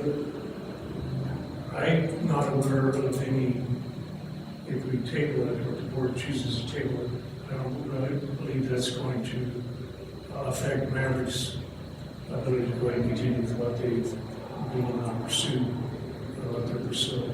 So I can read the resolution to this one. Yeah, I don't think they had a time frame of urgency at this point. I think we can table it for 2 weeks and get back to it if that's needed clarification, or we can just go to executive session and do that as well, whatever is our attorney's preference. There might be a timeline, so maybe we can discuss it in executive session and then I think let's table it. We'll make a motion to table. Second motion. And please have an executive session, yes. Commissioner Hess? Yes. Commissioner Luis Lopez? Yes. Commissioner Felix Lopez? Yes. 1 second.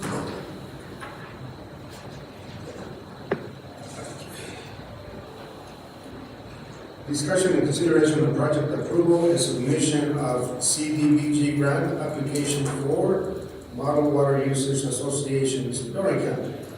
Commissioner, for your consideration is the CDBG grant application for Model Water Users Association. We've had a few work sessions and other discussions regarding. I did ask that perhaps the engineers GM has for Model Water take a look at a couple of things within that application, but I've not received a response back from them. it's anything that's real, causing hard work. Well, and the opportunity we had to visit with them, I don't think, from my biggest, not concern, but question was any communication with our finance director probably to be ongoing because of the reporting timelines and requirements, and they have been to do that. So I don't think there's any reservations to proceed with this project from anyone. So, Commissioners, any questions, discussion on this? I'll entertain a motion. Go ahead. Move to approve the project approval and submission of the CDBG grant application for the Model Users Association. Second. Mr. Luis Lopez? Yes. Mr. Hess? Yes. Mr. Felix Lopez? Yes. Consideration of citizen participation plan for CDBG grant for model. Wait a minute, is that? Next one. No, that's the same, that's a different one. J.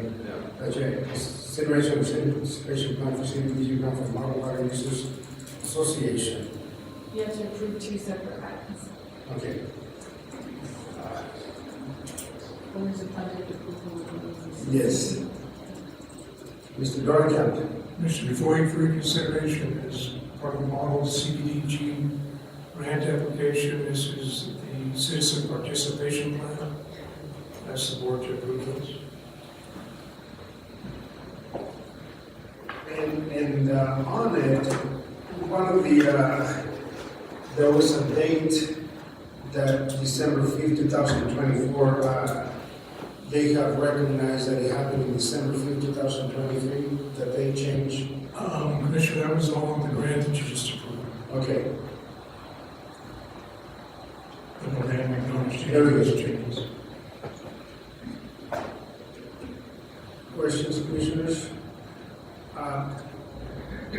Does this hold any bearing with us as we tabled the previous item? No, that was not. This is the CDBG for the long water. Thank you. Any additional questions on this? I'll entertain a motion. Motion to approve the consideration of citizen participation plan for CDBG grant and Model Water Users Association. Second motion. Mr. Hess? Yes. Mr. Luis Lopez? Yes. Mr. Felix Lopez? Yes, consideration of Tyler onboarding amendment, Mr. Dorcamp. Commissioners, I will defer this to Chairman Corbin. I think, in a nutshell, the board approved sometime back our working with Tyler Technologies for onboarding. And it just hasn't come to fruition. Finance Director Coberly and Administrative Assistant Paul Sarah and Sean Roman and Board Diligent, we were tired trying to get this system working for us, and we finally just decided for the time being to forego. So I believe this is some type of credit, but Christie or Paul, I can jump in. I don't think Tyler's quite there with onboarding yet because there's so many glitches. And since we're working on time and attendance, we have asked them just to cancel this for right now. Maybe we can look at this. Plus, maybe they can also maybe improve on support, because like I said, there was too many glitches with onboarding. And we thought, we can't deal with this right now, plus with time and attendance. So, yeah, they need to improve a little bit, I think, with this part of the program. You'll continue to have ongoing conversations with them, and then we'll table this item at this point in time, and then you'll let us know when to bring it back up. Correct. Yeah, I think Actually, Commissioner, I'd like you to either approve or deny this consideration, because this will be a quote-unquote credit towards our account. Because we've already paid for this. Because it should have happened back in May, and they kept putting us off. Then finally, when they worked with us, they couldn't solve the problems in order for it to go live. So the recommendation is? To approve it. To approve it so that we can get our money back. And then when they're like better with their support and getting the glitches, then we can come back to them and see if onboarding will work for Los Angeles County. Thank you. Councilor, you have any issues? I'm reviewing that, I was just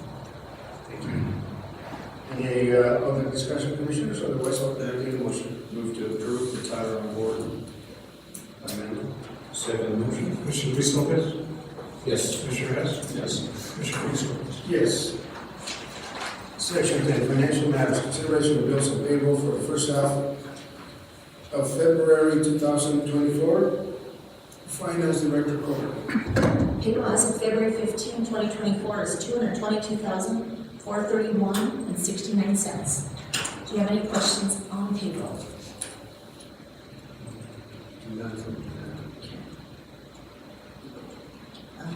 We issued invoices on February 7th, 2024 in an amount of $168,588.73. Within this packet, we did pay Spanish Peaks per Prairie River for noxious weed spraying for $6,608.75.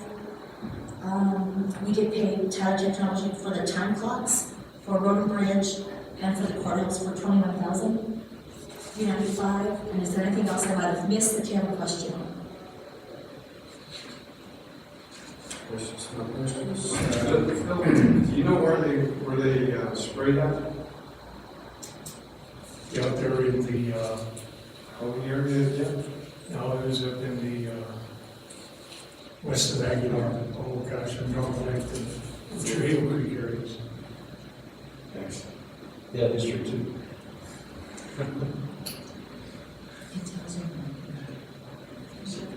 Any other questions for Finance Director Comer? Otherwise, I'll entertain a motion. Motion to approve bills and payroll for the first half of February 2024. Second motion. Commissioner Hess, Yes. Commissioner Luis Lopez, Yes. Commissioner Luis. Yes, and information only, January 2024 financials. It's very early, because listen, this whole entire financial is going to change with, I'm saying 2023's accounts payable, accounts receivable, everything, but I just wanted to give you this, so you'll see where we're at for, like I said, it's gonna change for every department, every fund, because I'm beginning my audit right now. Okay, so, yeah, I don't know if you have any questions on everything, like I said, everything's gonna change. What can you, as we look at the total? Yes, so you can see right now for general fund, we have a loss of 1.5 million. But revenue I'm saying there's revenue that's actually gonna go out, there's expenses that are gonna go out.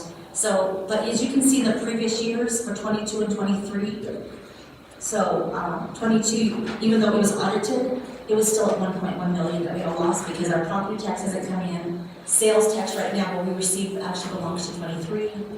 So January's not a great year to see financials, but I wanted to submit it to you because I haven't done it for December. Thank you for doing that, yes. Yeah, it's December, I was a little bit busy. I have seen quite a large number of folks coming into the treasurer's office. Yes. You'll see Earlier than it's normal, so it's good to see them. correct. Yeah, so that's why I just want to tie into where Road and Bridge still has a surplus of 524,000. Airport has a loss of 37,000, contingent $240. Capital has a surplus of 11,000. Water has a loss of 54,000. But like I said, this is very early, but I just wanted you to see where we are as of January. And I'll continue to keep getting it until our audit is there. Okay? Thank you. Sure. Thank you so much. We're going to go now into executive session. The board will be in executive session under CRS 246424B. A, the purchase, acquisition, lease, transfer, or sale of any real, personal, or other property of interest. Item A, VSO. Also, CRS 246424B, confirmed with the county attorney for the purposes of receiving legal advice on specific legal questions. A, elections, and then CRS 246424FI, personnel matters not involving any specific employee who have requested a decision on the matter of in open session, any member of this body or an elected official or personnel policies that do not require the discussion of matters personal to particular employees. A, Tyler, time and attendance, and we're also going to be talking about the consideration of resolution 2414 Maverick Inc. and consideration of KHI Fuel Car Service Agreement for the Prairie Stokes Airport. I'll entertain a motion to go into executive session. So moved. Second. Commissioner Commissioner Luis Lopez? Yes. Commissioner Hess? Yes. Commissioner Luis Lopez? Yes.